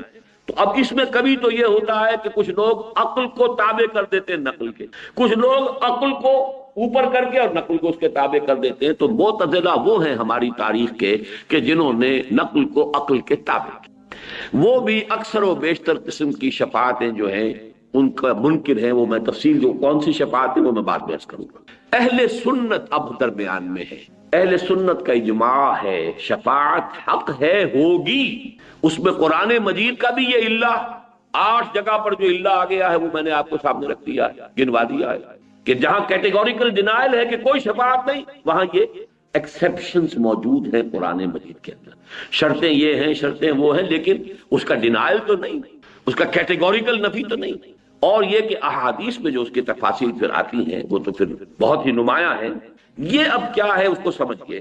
ایک شفاعت وہ ہے جو محمد الرسول اللہ صلی اللہ علیہ وسلم کے ساتھ خاص، اور چونکہ ہمارے ہاں عام طور پر عوام الناس میں جہلا کا لفظ استعمال نہیں کرنا چاہتا، عوام الناس کہہ کر اکتفا کر رہا ہوں، لیکن صحیح معنی یہ ہے کہ جہلا، اور ہماری عظیم اکثریت جہلا پر مشتمل ہے. چاہے وہ پی ایچ ڈی ہوں، اس لیے کہ وہ عربی اگر نہیں جانتے اور قرآن اور سنت تک اور حدیث تک براہ راست اگر رسائی نہیں تو جاہل، دین سے جاہل ہے. دنیا کے عالم ہے، کیمسٹری میں پی ایچ ڈی ہے، ڈاکٹریٹ کی ہے، فزکس میں کی ہے، کمپیوٹر سائنس میں کر لی ہے، کسی اور میں کر لی ہے، ایم بی اے کر لیا ہے، چارٹرڈ اکاؤنٹنٹ بن گئے ہیں، جو بھی ہے کر لیا آپ نے، لیکن یہ کہ ادھر سے تو جاہل ہیں.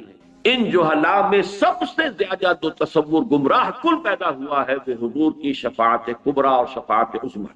تصور یہ ہے کہ حضور تو اپنی پوری امت کو بس شفاعت کر کے اور اللہ کے ہاں عذاب سے اور پکڑ سے اور حساب سے بچا لیں گے.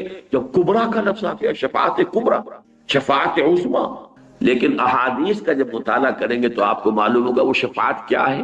عجیب ہے بات، کہاں سے کہاں پہنچ جائیں گے، آسمان سے زمین پر آ جائیں گے. اس شفاعت کبریٰ کا جو اصل محل ہے وہ 2 چیزیں ہیں جو قرآن جو احادیث نبویہ سے ثابت ہے. نمبر 1 یہ کہ قیامت کا دن جو بڑا سخت ہوگا، بڑا بھاری ہوگا. وہ دن کتنا سخت اور کتنا بھاری ہوگا، سورہ مزمل میں فرمایا ہے یوم یجعل الولدان شیبا. اس کی سختیاں، اس کی صعوبتیں بچوں کو بوڑھا کر. یوم یجعل الولدان شیبا السماء منفطر به کان وعده مفعولا. آسمان اس دن سے گویا کہ پھٹا پڑ رہا ہے. ایک ایسی چیز ہے جو کہیں پر کسی جگہ پر ہو اور اس کے بوجھ سے وہ شے پھٹی جا رہی ہے. وہ قیامت کا دن جو ہے گویا کہ آسمانوں میں ثقلت فی السماوات والارض، وہ تو آسمان اور زمین کے اندر موجود ہے. وہ قیامت ان بلٹ ہے اور اس کی وجہ سے وہ پھٹنے کو ہے. اور وہ دن کیسا ہوگا، یوم یجعل الولدان شیبا. اسی کو سورہ مدثر، میں نے صرف یہ 2 صورتیں جو ایک جوڑے کی ہیں انہی کے حوالے اس وقت دے رہا ہوں. ذالک یومئذ یوم عسیر علی الکافرین غیر یسیر فاذا نقر فی الناقور فذالک یومئذ یوم عسیر علی الکافرین غیر. بڑا سخت اور بڑا بھاری دن ہوگا. اب اس کی تفاصیل آتی ہیں، وہ جو آپ نے روایات میں سنا ہوگا، سورج سوا نیزے پر ہوگا اور سخت گرمی ہوگی، اور سخت جو ہے وہ اس وقت لوگوں کے اوپر جو ابتلا کا وقت ہوگا.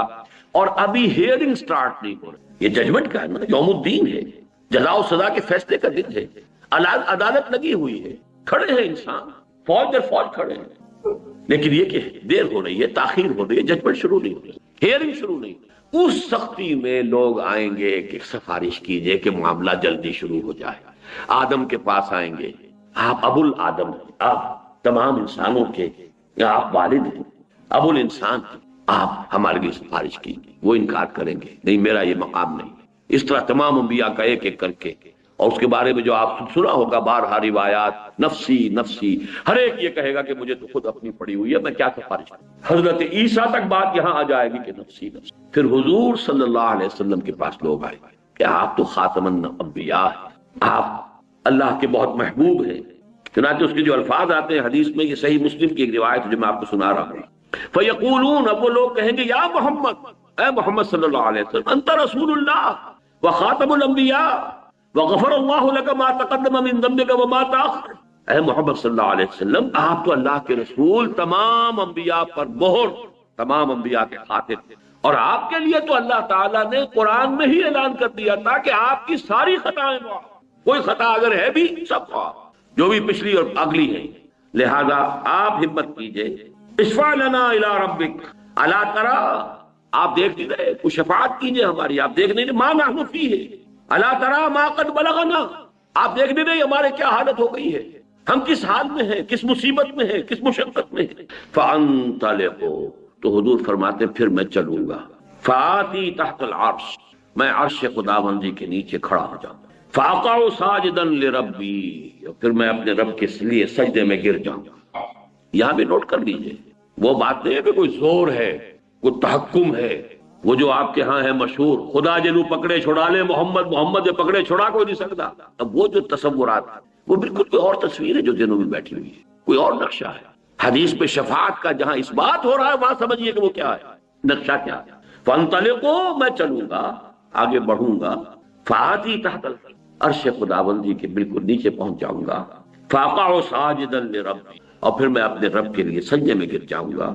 ثم يفتح الله علی ويلهمني من محامده وحسن الثناء علیہ شیء لم يفتح لأحد قبلی، اور اس وقت اللہ تعالیٰ مجھ پر کھولے گا اپنے حمد اور ثنا کے بعد ایسے امور کہ جو اس سے پہلے اس نے کسی پر نہیں کھولے. میں نے یہ 50s میں یہ روایت سنی تھی ایک مرتبہ، ذرا مختلف الفاظ میں مجھے یاد آ گئے. مولانا داؤد غزنوی رحمۃ اللہ علیہ، وہ ایک عجیب، یوں سمجھیے کہ ایک کمبینیشن عجیب تھا ان کی شخصیت میں. ایک طرف تو اہل حدیث، دوسری طرف صوفی، یہ دونوں چیزیں بڑی مشکل سے جمع ہوتی ہیں.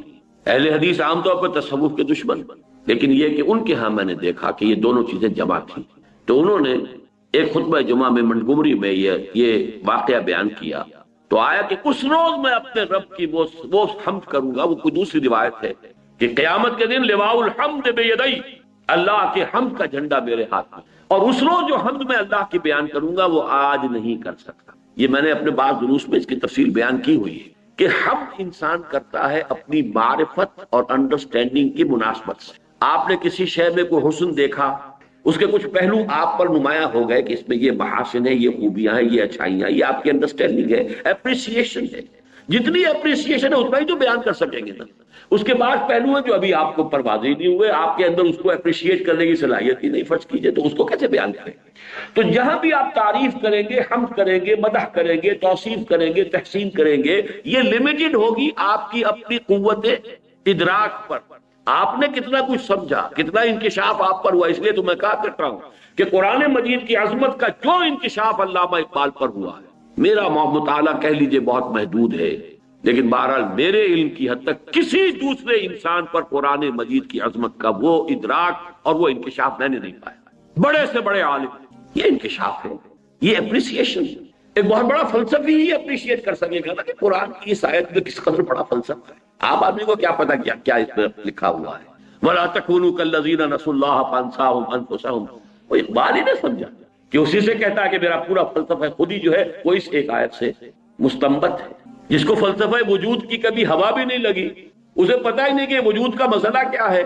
اسے کیا پتا هو الاول والآخر والظاہر والباطن میں کیا سمندر ہے معرفت کا کہ جو مثبت ہے. تو انکشاف اس عظمت قرآن کا اپنی استعداد، اپنی صلاحیت، اپنی وسعت علم، اپنے ذہن کا جو یہ ظرف ہے وہ کتنا گہرا ہے، کتنا چوڑا ہے، کتنا بڑا ہے، اس میں کتنی کچھ سمائی ہو سکتی، اسی کے اعتبار سے ہوتا. تو اس حوالے سے حضور فرماتے اس روز جو میں حمد اللہ کی بیان کروں وہ آج نہیں کر سکتا، یعنی اس وقت اللہ تعالیٰ کی صفات کمال اس کا جو مجھ پر انکشاف ہوگا اس دن، وہ آج مجھ پر نہیں ہے، حالانکہ آج بھی جتنا ہے ہم اس کا تصور نہیں کر سکتے۔ حضور کی اس حیات دنیاوی کے دوران میں بھی جو تصور تھا وہ بھی ہمارے لیے وراء الورا ثم وراء الورا ثم وراء الورا، ہمارے تصور سے تو وہ بھی دور۔ لیکن حضور فرماتے ہیں کہ خود میں بھی آج وہ ادراک اور شعور جو ہے مجھے حاصل نہیں جو اس وقت مجھے عطا کیا جائے گا۔ اور یہاں اس حدیث میں یہ صحیح مسلم کی روایت ہے، اس کی پورے الفاظ میں نے آپ کو سنا دیے، ثم یفتح اللہ علی ویلہمنی، پھر اللہ مجھے الہام فرمائے گا۔ اب دیکھیے بہت اہم لفظ آیا یہاں پہ الہام کا، اور یہ میری بحث میں ابھی آئے گا بڑی اہمیت کے ساتھ۔ اسی سے گرہ کھلتی ہے شفاعت کی ایک اہم اور ایک بڑے ہی غامض مسئلے۔ الہام اللہ فرمائے گا مجھے اپنے حمد کی، محامد وہ چیزیں، وہ اوصاف، وہ چیزیں، وہ ایٹریبیوٹس کے جن پر حمد کی جائے، قابل حمد جو اللہ کی ذات کے پہلو ہیں، وہ اس دن جو مجھے اللہ الہام کرے گا وہ ہوں گے کہ جو کسی پر اس نے نہیں کھولے۔ فتح، کھولنا، واضح کرنا، عام کرنا۔ اس لیے مجھے ایک اور دعا یاد آ گئی جو میرا کتاب چاہے مسلمانوں پر قرآن مجید کے حقوق، اس کے اختتام پر ایک دعا ہے جو کئی دعائیں جو ہیں ذرا تھوڑے تھوڑے لفظی فرق کے ساتھ کتابوں میں ہے، تھوڑا تھوڑا فرق ہے، میں نے جمع کیا، بہت بڑا خزانہ ہے، معرفت رب کا بہت بڑا خزانہ، مقام عبدیت کا بہت بڑا مقام۔ اللہم انی عبدک وابن عبدک وابن امتک فی قبضتک ناصیتی بیدک ماض فی حکمک عدل فی قضاؤک۔ ذرا اندازہ کیجئے عبدیت کا۔ اے اللہ میں تیرا بندہ ہوں، اللہم انی عبدک وابن عبدک، میرا باپ بھی تیرا ایک ادنا غلام تھا، وابن امتک، میری ماں بھی تیری ادنا کنیز تھی، اللہم انی عبدک وابن عبدک وابن امتک فی قبضتک، میں تیرے قبضہ قدرت میں ہوں، ناصیتی بیدک، میری پیشانی تیرے ہاتھ میں ہے، ماضٍ فی حکمک، میرے پورے وجود میں تیرا ہی حکم جاری و ساری ہے، عدل فی قضاؤک، میرے بارے میں جو فیصلہ تو کرے وہ عدل پر مبنی ہے، کوئی شک ہے ہی نہیں تیرے عدل پر۔ اب اس کے بعد سوال ہے، یہ حمد کرنے کے بعد سوال ہے۔ میں سمجھتا ہوں کہ بہت کم نصیبی ہے ان کی جنہوں نے میرا وہ کتابچہ پڑھا اور یہ دعا یاد کی، اللہم انی عبدک وابن عبدک وابن امتک فی قبضتک ناصیتی بیدک ماضٍ فی حکمک عدل فی قضاؤک۔ یہ ساری حمد تحمید ہے، یہ ساری تواضع، یہ عاجزی، یہ ان کے ساری تمہید ہے کس بات؟ اسألک بکل اسم ھو لک، اے اللہ میں تجھ سے سوال کرتا ہوں تیرے ہر اس نام کے حوالے سے جو تیرا ہے، جو تیرے اسماء ہیں، میں انہی کے حوالے سے پکار سکتا ہوں۔ قرآن مجید میں آیا کہ نہیں؟ لہ الاسماء الحسنی فادعوہ بہا، اللہ کو جب بھی پکارنا ہو اللہ کے ناموں کے حوالے سے پکارنا۔ اللہ تیرا جو بھی نام ہے میں اس کا واسطہ دے کر تجھ سے سوال کرتا۔ اسألک بکل اسم ھو لک سمیت بہ نفسک، جس سے تو نے اپنے آپ کو موسوم کیا، خود اپنے لیے وہ نام اختیار کیا، او انزلتہ فی کتابک، یا وہ نام تو نے اپنی کسی کتاب میں نازل فرمایا، او علمتہ احدا من خلقک، یا وہ نام جو تو نے اپنے بندوں میں سے کسی کو کبھی سکھایا، او استأثرت بہ فی مکنون العلم عندک، اور اے اللہ وہ نام بھی جو تو نے ابھی اپنے پاس خزانہ غیب کے اندر رکھے ہوئے ہیں میں اس کا بھی واسطہ، یعنی تیرے وہ نام بھی ہیں جو تو نے کسی کو ابھی تک نہیں بتایا۔ یہ محمد رسول اللہ کی دعا ہے۔ اسألک بکل اسم ھو لک سمیت بہ نفسک او علمتہ احدا من خلقک او انزلتہ فی کتابک او استأثرت بہ، جسے تو نے محبوب بنا کر اپنے پاس ہی چھپا کر رکھا، تیرا وہ نام بھی ہے۔ اب استأثرت بہ فی مکنون الغیب عندک، غیب کا جو چھپا ہوا خزانہ ہے جو خاص تیرے پاس ہے، اور تو نے وہ نام ابھی اپنے ہی پاس اسی خزانے میں رکھا ہوا چھپا کر، میں اس کا بھی واسطہ دیتا ہوں۔ ان تجعل القرآن ربیع قلبی، مانگا کیا ہے؟ دولت نہیں مانگی، اولاد نہیں مانگی، کیا مانگا ہے؟ ان تجعل القرآن ربیع قلبی، اس قرآن کو میرے دل کی بہار بنا، ونور صدری، میرے سینے کا نور بنا، وجلاء حزنی، میرے غم اور رنج کا مداوا بنا، وذہاب ہمی وغمی، اور میرے ہموم اور تفکرات کا مداوا بنا اس قرآن۔ یہ دعا مجھے کیوں یاد آ گئی؟ اب استأثرت بہ فی مکنون الغیب عندک، اے اللہ تیرے وہ نام بھی جو تو نے ابھی اپنے پاس چھپا کر رکھے ہوئے ہیں خزانہ غیب میں ان کا بھی واسطہ دے رہا ہوں۔ حضور فرماتے اس روز وہ خزانہ غیب بھی مجھ پر کھول دیا جائے۔ فرمایا ثم یفتح اللہ علی ویلہمنی، پھر اللہ کھول دے گا مجھ پر اور الہام فرما دے گا مجھے، من محامدہ وحسن ثناء علیہ شیئا لم یفتحہ لأحد، وہ تمام خزانے جو اللہ نے مجھ سے پہلے کسی پر نہیں کھولے ہوں گے وہ اس وقت مجھ پر کھول دیے جائیں گے۔ ثم یقال یا محمد، اب جب یہ سب کچھ ہو جائے گا تو کہا جائے گا، پکارا جائے گا۔ اب ذرا یہ بھی نوٹ کیجئے، یہ نہیں کہا کہ اللہ کہے گا، یقال۔ گر حفظ مراتب نہ کنی زندگی، مراتب کا لحاظ اگر نہ ہو، ابن عربی کا وہ شعر جو میرے بعد دروس میں آیا ہوگا، اب یہ چیزیں پھر آ رہی ہیں، بہرحال وہی آئیں گی، بار بار آئیں گی۔ الرب رب وَإِن تنزل والعبد عبد وَإِن ترقى، رب رب ہی ہے چاہے کتنا ہی نیچے آ جائے، چاہے سمائے دنیا پر آ جائے، پہلے آسمان پر آتا ہے کہ نہیں آتا، حدیث میں ہے کہ نہیں؟ ہر رات کے پچھلے گھڑیوں میں، جنہیں آپ کہتے ہیں small hours of the morning, یہ 2 3 4 یہ سب سے چھوٹے ہیں نا، ان سے 1 2 3 4 12 کے بعد 1 پہ آ گئے نا، ایک دم اسمال آورز آف دی، یہ جو شروع کی صبح کے وقت دی مارننگ، ان میں اللہ نزول اجلال فرماتا ہے، پہلے آسمان پر آ جاتا ہے۔ اور محمد الرسول اللہ شب معراج میں 7ویں آسمان پر پہنچ گئے، لیکن محمد ہے، اللہ اللہ ہے۔ الرب رب وَإِن تنزل، رب رب ہی ہے چاہے کتنا ہی نیچے آ جائے، کتنا ہی نزول فرمائے۔ والعبد عبد وَإِن ترقى، بندہ بندہ ہی رہے گا چاہے کتنا ہی ترقی کر لے اور کتنے ہی اونچے مقام پر پہنچے۔ وہ حفظ مراتب یہاں پر نوٹ کیجئے، کہا جائے گا ثم یقال، پھر کہا جائے گا، کوئی کہنے والا کہے گا، کوئی پکارے گا، جیسے درباروں کے اندر ہوتے ہیں وہ اعلان کرنے والے کچھ اور ہوتے ہیں۔ ثم یقال یا محمد ارفع رأسک سل تعطى اشفع تشفع، اس وقت مجھ سے کہا جائے گا اے محمد صلی اللہ علیہ وسلم اپنا سر اٹھاؤ، سجدے میں پڑے ہوئے، یہ ساری حمد و ثنا تو سجدے میں کر رہے ہیں۔ ارفع رأسک، اپنا سر اٹھاؤ، سل اور مانگو، تو تمہیں عطا کیا جائے گا، واشفع، کرو جو سفارش کرنی ہے، تشفع تشفع، تمہاری شفاعت قبول کی جائے، فارفع راسی فاقول، اس کے بعد میں اپنا سر اٹھاؤں گا اور کہوں گا۔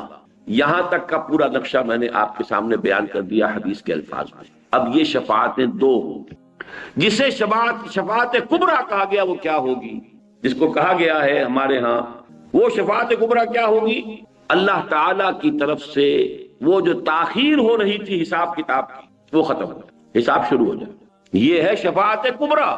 اور دوسری شفاعت کبریٰ کیا ہوگی، کہا جائے گا کہ میں کہوں گا یا رب امتی امتی، پروردگار مجھے اپنی امت کی، پروردگار مجھے اپنی امت کی، فیقال یا محمد، تو کہا جائے گا اے محمد صلی اللہ علیہ وسلم ادخل الجنت من امتک، اپنی امت میں سے جنت میں داخل کر دو، من لا حساب علیہ من الباب الایمن من ابواب الجنہ، ان لوگوں کو جن کے ذمے کوئی حساب نہیں۔ یہ کون لوگ ہیں جن کے ذمے کوئی حساب نہیں؟ جنت کے داہنے دروازے سے ان لوگوں کو لے جاؤ، داخل کر دو جن پر کوئی حساب نہیں۔ یہ دوسری احادیث سے معلوم ہوتا ہے، بعض احادیث میں تو 70,000 کا عدد ہے، میری امت میں سے 70,000 لوگ ایسے ہوں گے جن کے بارے میں امام بخاری نے باب قائم کیا ہے، يدخل الجنت 70,000 بغیر حساب، 70,000 جو ہے امتی محمد الرسول اللہ صلی اللہ علیہ وسلم کے وہ بغیر حساب کتاب۔ وہ کون سے ہوں گے؟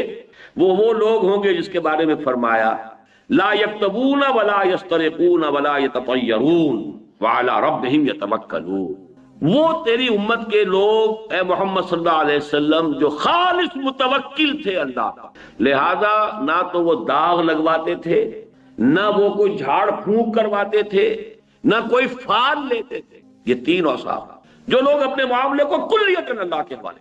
اب جھاڑ پھونک ہو رہی ہے، ایک ہے دوا، علاج، ایک مناسب حد تک علاج کرنا سنت ہے، علاج کیجئے دوا کے ذریعے سے کیجئے۔ جیسا کہ میں نے عرض کیا، آپ سے آ کر کسی نے کہا کہ مجھے یہ تکلیف ہے، میں اللہ سے دعا کر رہا ہوں، آپ بھی دعا کیجئے، بالکل اس میں کوئی حرج نہیں، قتل کی یہ شفاعت ہے اور یہ جائز ہے، ہونی چاہیے۔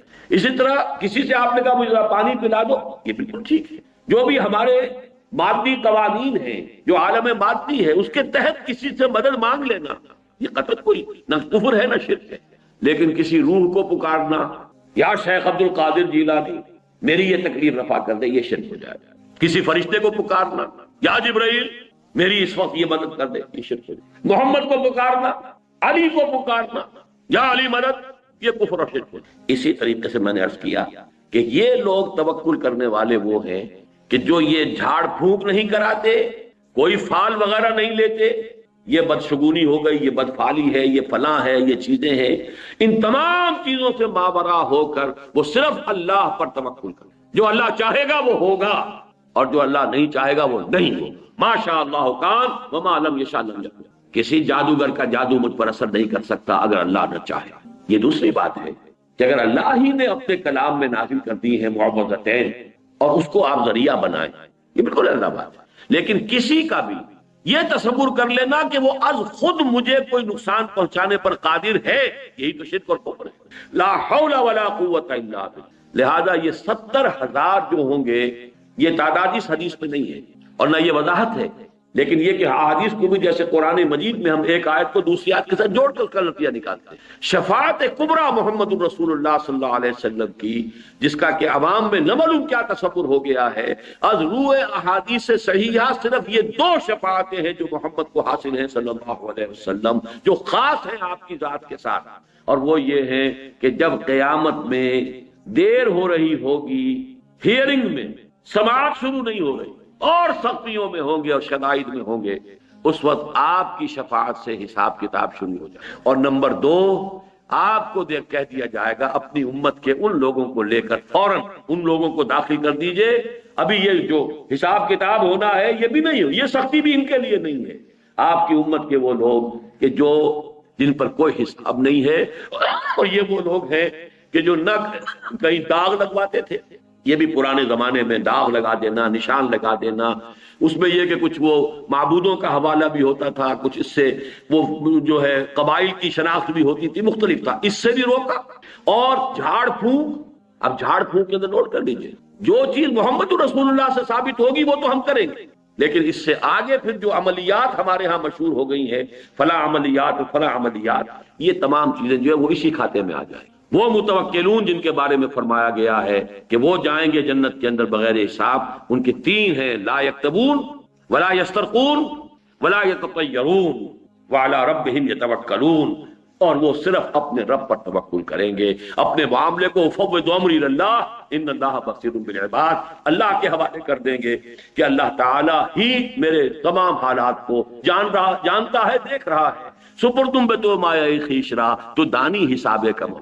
تو 2 چیزیں ہوئی کہ جو حضور صلی اللہ علیہ وسلم کے ساتھ خاص، اور یہ وہ ہیں جن کے معتزلہ بھی قائل ہیں. میں نے بتایا تھا کہ شفاعت بالکل منکر خوارج، معتزلہ ان 2 کے وہ بھی قائل ہیں، اہل سنت تو قائل ہیں ہی.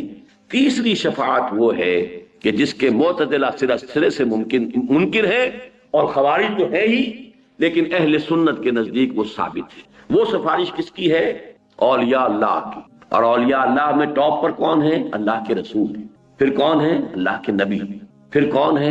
صدیقین، شہداء، صالحین، صلحاء، اتقیاء، یہ سب صالحین مومنین، تمام اہل ایمان، یہ بھی سفارش کرے.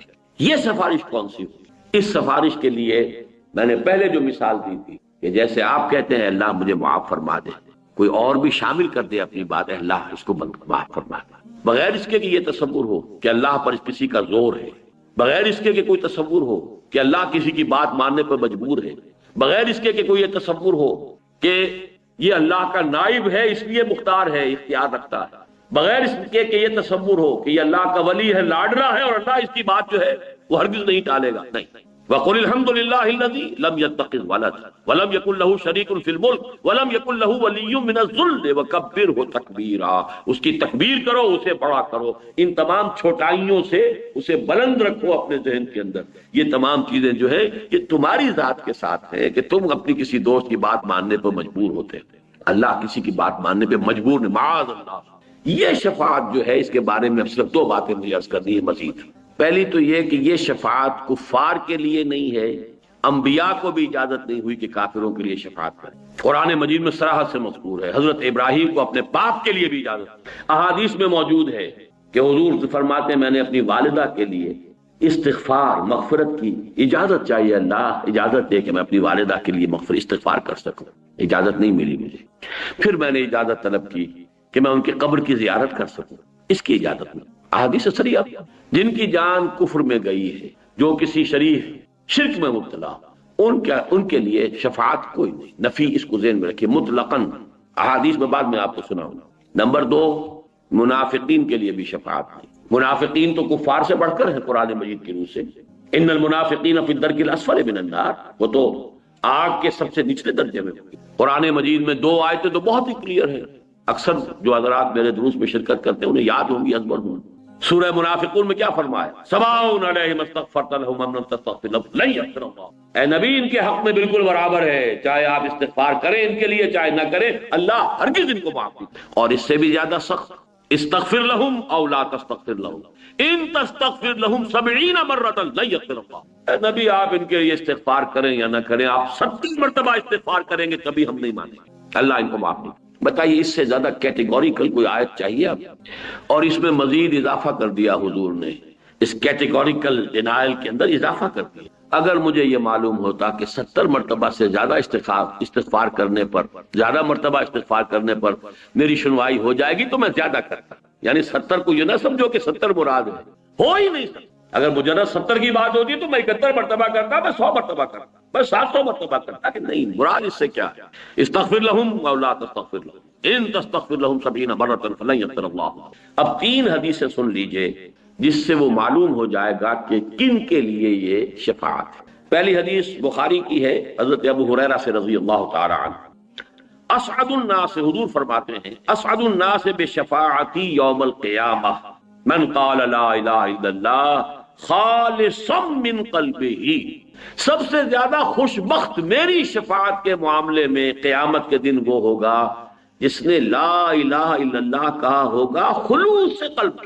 من قال لا الہ الا اللہ نہیں ہے، صرف شرط ہے خلوص سے قلب، غیر مشروط نہیں ہے وہاں۔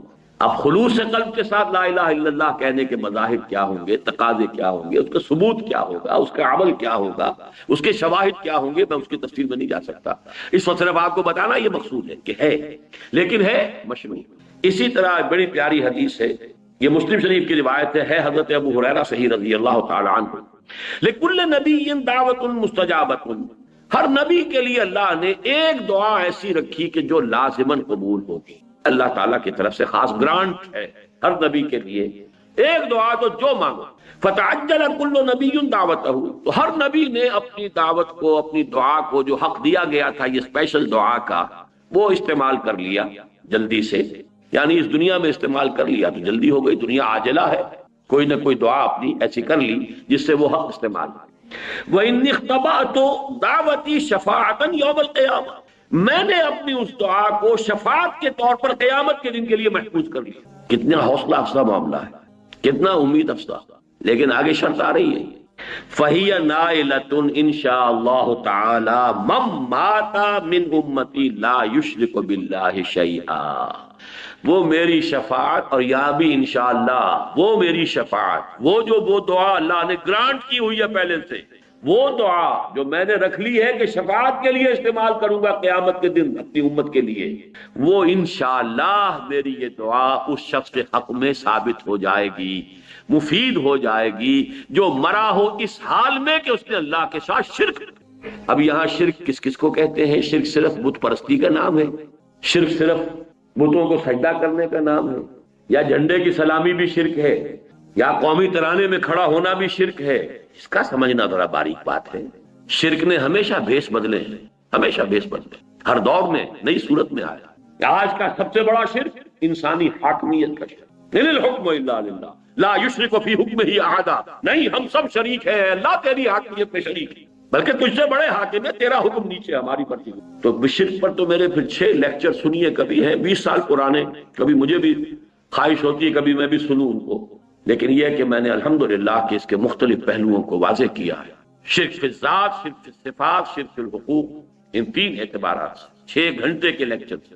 ایک شرک وہ بھی ہے، ذرا غریبانوں میں جھانکیے، کون اس سے بچا ہوگا؟ تعس عبد الدینار و عبد الدرہم، ہلاک ہو جائے درہم و دینار کا بندہ، اس کا معبود دولت ہے، حلال اور حرام کی تمیز نہیں ہے، دولت ہونی۔ کون ہے معبود؟ دولت۔ عبد الدینار ہے، یہ نام ان کا عبد الرحمن ہے، حقیقت میں عبد الدینار ہے، جسے دینار کے لیے، دینار سے اتنی محبت ہے کہ نہ حلال کا خیال ہے نہ حرام سے کوئی اجتناب۔ بہرحال شرط مشروط ہے، اس کے سوا وہ شفاعت کام نہیں آئے، چاہے وہ انبیاء ہو، رسول ہو، کوئی بھی، صلحاء ہو، اتقیاء ہو۔ تیسری حدیث یہ سنن کی ہے، یہ صحیحین میں نہیں ہے، اور یہ حضرت عوف ابن مالک سے ہے رضی اللہ تعالی عنہ۔ اتانی آتم من ربی، حضور فرما رہے ہیں، یہ آپ اپنا کوئی تجربہ، روحانی تجربہ بیان فرما رہے ہیں، کوئی عالم غیب سے جو آپ کے معاملات ہوتے تھے۔ میرے پاس آیا ایک آنے والا میرے رب کی جانب سے، ایک آنے والا میرے پاس آیا اللہ کی طرف سے، اللہ کا کوئی فرشتہ، اتانی آت من ربی فخیرنی، اور اس نے مجھے ایک اختیار دیا، ان یدخل نصف امتی الجنت۔ دو باتیں ہیں اے محمد، اللہ کی طرف سے آپ کو یہ اختیار دیا جا رہا ہے اور یہ پیغام میں پہنچا رہا ہوں، آپ کو اختیار ہے، یا تو آپ اپنی آدھی امت کے جنت میں داخل ہونے کی ضمانت لے لیجیے، ان یدخل نصف امتی الجنہ، اور دوسرا آپشن کیا ہے، وبین الشفاعت، اور یہ کہ دوسرا یہ ہے کہ شفاعت کریں قیامت کے دن۔ یہیں پر آپ کہتے ہیں تو ہاف گرانٹیڈ، آدھی امت آپ کی جو ہے اس کی مغفرت جو ہے وہ ہم کر دیں، اور ایک یہ ہے کہ آپ قیامت کے دن کے لیے اپنی شفاعت کو محفوظ رکھیں۔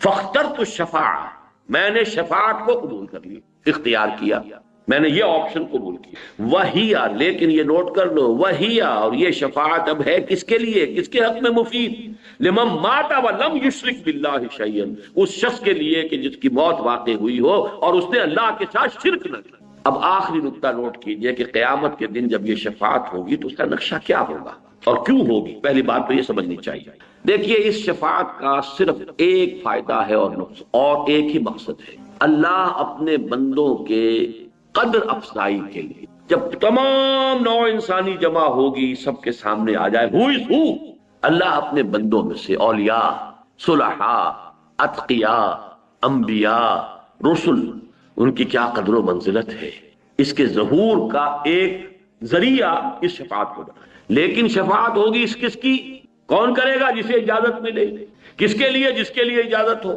اب آپ ذرا نوٹ کیجئے کہ اگر تو یہ ہو کھلم کھلا، اگر ہم جو بھی ہمارا تصور ہے مادی طور پر عدالت لگی ہوئی ہے، وہ جو کبھی میر خسرو نے کہا تھا کہ خدا خود میر محفل بود اندر لامکا خسرو، محمد شمع محفل بود شب جائے کہ من بودم، کوئی لامکاں کی محفل ایسی ہے، سمجھ لیجئے صدر جو ہے میر محفل اللہ تعالیٰ ہے، عدالت لگی ہوئی ہے، لامکاں ہے، وہ کسی سپیس، ٹائم اینڈ سپیس میں نہیں ہے بڑا بیونڈ ٹائم اینڈ سپیس، خدا خود میر محفل بود اندر لامکاں محمد شمع محفل بود۔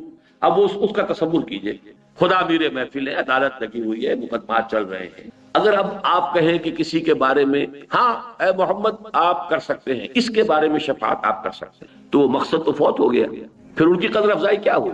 تو معلوم ہوا کہ سب کچھ اللہ کی اجازت سے کیا ہے، جس کے لیے اللہ کی پہلے سے مرضی ہے اس کے لیے کہا گیا ہے، لہذا یہ سب کچھ اس طور سے نہیں ہوگا جو ہم اپنے عالمی مادی تصورات کے تحت جس کا تصور کر سکتے ہیں۔ اس کے لیے میں نے کہا تھا وہ لفظ جو حدیث میں یلہمنی، یہ ہوگا اس وقت بھی خفیہ، الہام ہوگا، لوگوں کو معلوم نہیں ہوگا کہ اس پرٹیکولر پرسن کے لیے محمد رسول اللہ کی شفاعت کی اجازت ہو گئی ہے۔ اگر تو وہاں اس طور سے ہو، کھلم کھلا ہو، علل اعلان ہو، تو حضور کا مقام و مرتبہ تو واقعی نہیں ہو، وہ تو اختیار خداوندی کا ظہور ہو گیا، وہ تو معلوم ہو گیا کہ اللہ ہی معاف فرمانا چاہتا تھا، صرف اس نے محمد سے کہہ دیا ہے یا شیخ عبد القادر سے کہہ دیا ہے یا ابو بکر صدیق سے کہہ دیا کہ ہاں آپ چاہیں تو اس کے لیے شفاعت کر سکتے ہیں، تو اس سے جو میں نے مقصد معین کیا ہے، آخر کوئی شے بغیر کسی مقصد کے تو نہیں ہے، کیوں ہے یہ شفاعت، اس کو پہلے میں نے معین کیا تاکہ اللہ اپنے مقربین بارگاہ کی جو قدر و منزلت ہے، جو ان کا مقام ہے، اس کو واضح کر دے، سب لوگوں پر کھل جائے، ہو از ہو، کس کا کیا رتبہ ہے، اور یہ اسی وقت ہوگا جب یہ سب کچھ الہام کے طور پر، وہ اعلام اعلانیہ نہیں، اعلام اعلانیہ ہو تو پھر وہ مقصد جو ہے وہ فوت ہو جائے گا۔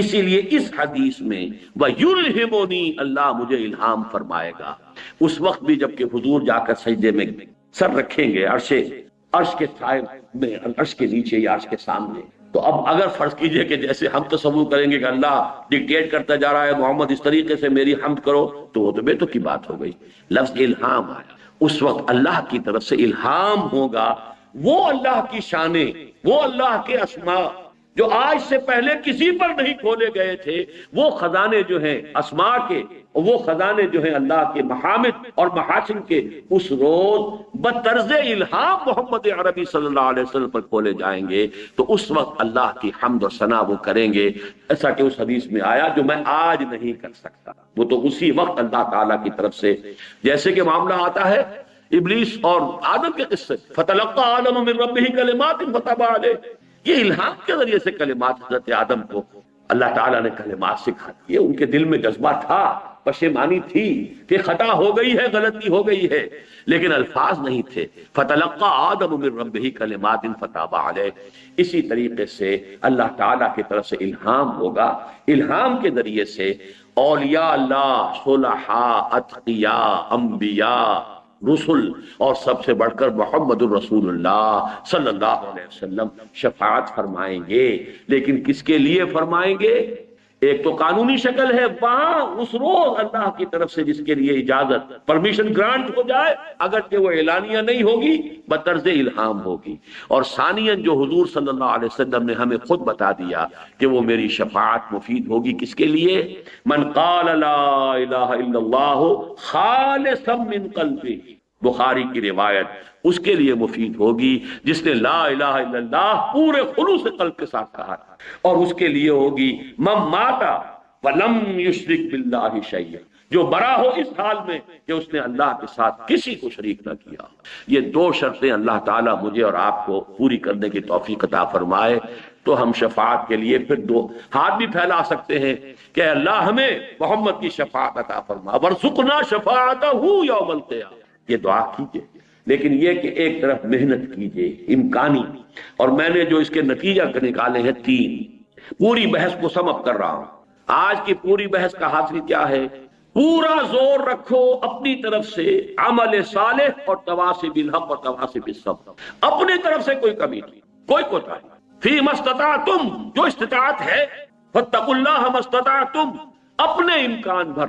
جیسے کہ حضور نے، میں نے چونکہ شروع میں کہا تھا تقدیر کا مسئلہ بھی ایسا ہی تھا، کسی نے سوال کر لیا تھا حضور جو اللہ تعالیٰ کی طرف سے ہے اگر وہی کچھ ہونا ہے، ایک جواب دیا حضور، اعملوا فکلکم میسر لما خلق، اپنی طرف سے پوری کوشش کرو، ہاں کر اتنا ہی سکو گے جتنا کہ اللہ تعالیٰ کے علم میں ہے، آگے بڑھ نہیں سکتے۔ جس کے لیے انگریزی کا محاورہ you can't outgrow your skin, اپنی کھال سے باہر تو نہیں نکلو، کتنے موٹے ہو جاؤ، کتنے فربا ہو جاؤ، لیکن یہ کہ کھال کے تو اندر ہی رہو۔ فَكُلُّكُمْ مُيَسَّرٌ لِمَا خُلِقَ، باقی کیا ہوگا، کہاں تک پہنچ پائیں گے؟ ہم نے اگر اپنی امکانی حد تک چڑھنے کی کوشش کی ہے تو جہاں تک پہنچ گئے اللہ قبول فرمائے۔ چھت تک کیوں نہیں پہنچے؟ نہیں، اگر ہمارے اندر ہمت نہیں تھی چھت تک نہیں پہنچے، لیکن آپ نے خود اپنی کوشش میں کوئی کمی کی ہے تو آپ، پہلی بات یہ کہ امکان بھر زور عمل صالح، اور یہی در حقیقت اس آیت الکرسی سے پہلے جو آیت ہے اس کا حاصل یہی ہے، یا ایھا الذین آمنوا انفقوا مما رزقناکم من قبل ان یاتی یوم لا بیع فیہ ولا خلۃ ولا والکافرون هم الظالمون۔ اس پر گفتگو اگلے درس میں ہوگی۔ نمبر 2، اپنی ساری امکانی محنت کے باوجود نہ تو اپنے عمل پر اور اپنی نیکی کا کوئی گھمنڈ ہو، گھمنڈ تو ہو گیا تو گئے برباد، زیرو سے ضرب کھا کر، نہ کوئی بھروسہ، اس لیے کہ وہ حدیث بھی سامنے رہے، کوئی شخص محض اپنے عمل کی بنیاد پر جنت میں نہیں داخل ہو سکتا۔ اور جب حضور خود اپنے بارے میں فرما دیں الا ان یتغمدنی ربی برحمتہ، تو اب کسی اور کے لیے تابع دیگراں چہ رسد، کسی اور کا معاملہ کیا؟ نمبر 3، اللہ کی بھی مغفرت کے امیدوار بھی رہو، خواستگار بھی رہو، اور اولیاء اللہ، انبیاء، صلحاء، اتقیاء، ملائکہ کے بارے میں قرآن مجید میں بار بار آتا ہے کہ استغفار کرتے رہتے ہیں اہل ایمان کے لیے، اے اللہ ان کو بخش دے، تو وہ تو شفاعت اب بھی کر رہے ہیں، وہ شفاعت تو ہو رہی ہے۔ ان سب کی شفاعت کے امیدوار رہو، لیکن کسی کے سامنے کسی کا نام لے کر درخواست کبھی نہ کرنا، وہ شرک ہو جائے گا۔ لا تدعوا مع اللہ احد، اللہ کے سوا پکارنا کسی، نہ جبرائیل کو، نہ میکائیل کو، نہ اسرافیل کو، نہ محمد کو، نہ علی کو، نہ ابو بکر کو، کسی پکارنا نہیں، خواستگار صرف اللہ سے، لیکن امیدوار، اور امیدواری کے لیے کیا الفاظ؟ ورزقنا شفاعتہ یوم القیامہ، اے اللہ ہمیں محمد کی شفاعت میں سے حصہ عطا فرمائیو، ہمیں اس شفاعت کا مصداق بنا دے، ہمیں واقعتاً خلوص قلب سے مومن بنا دے، اور ہمیں واقعتاً ہر نوع کے شرک سے پاک کر دے، تاکہ ہم محمد الرسول اللہ کی شفاعت کے مستحق ہو سکیں قیامت کے دن۔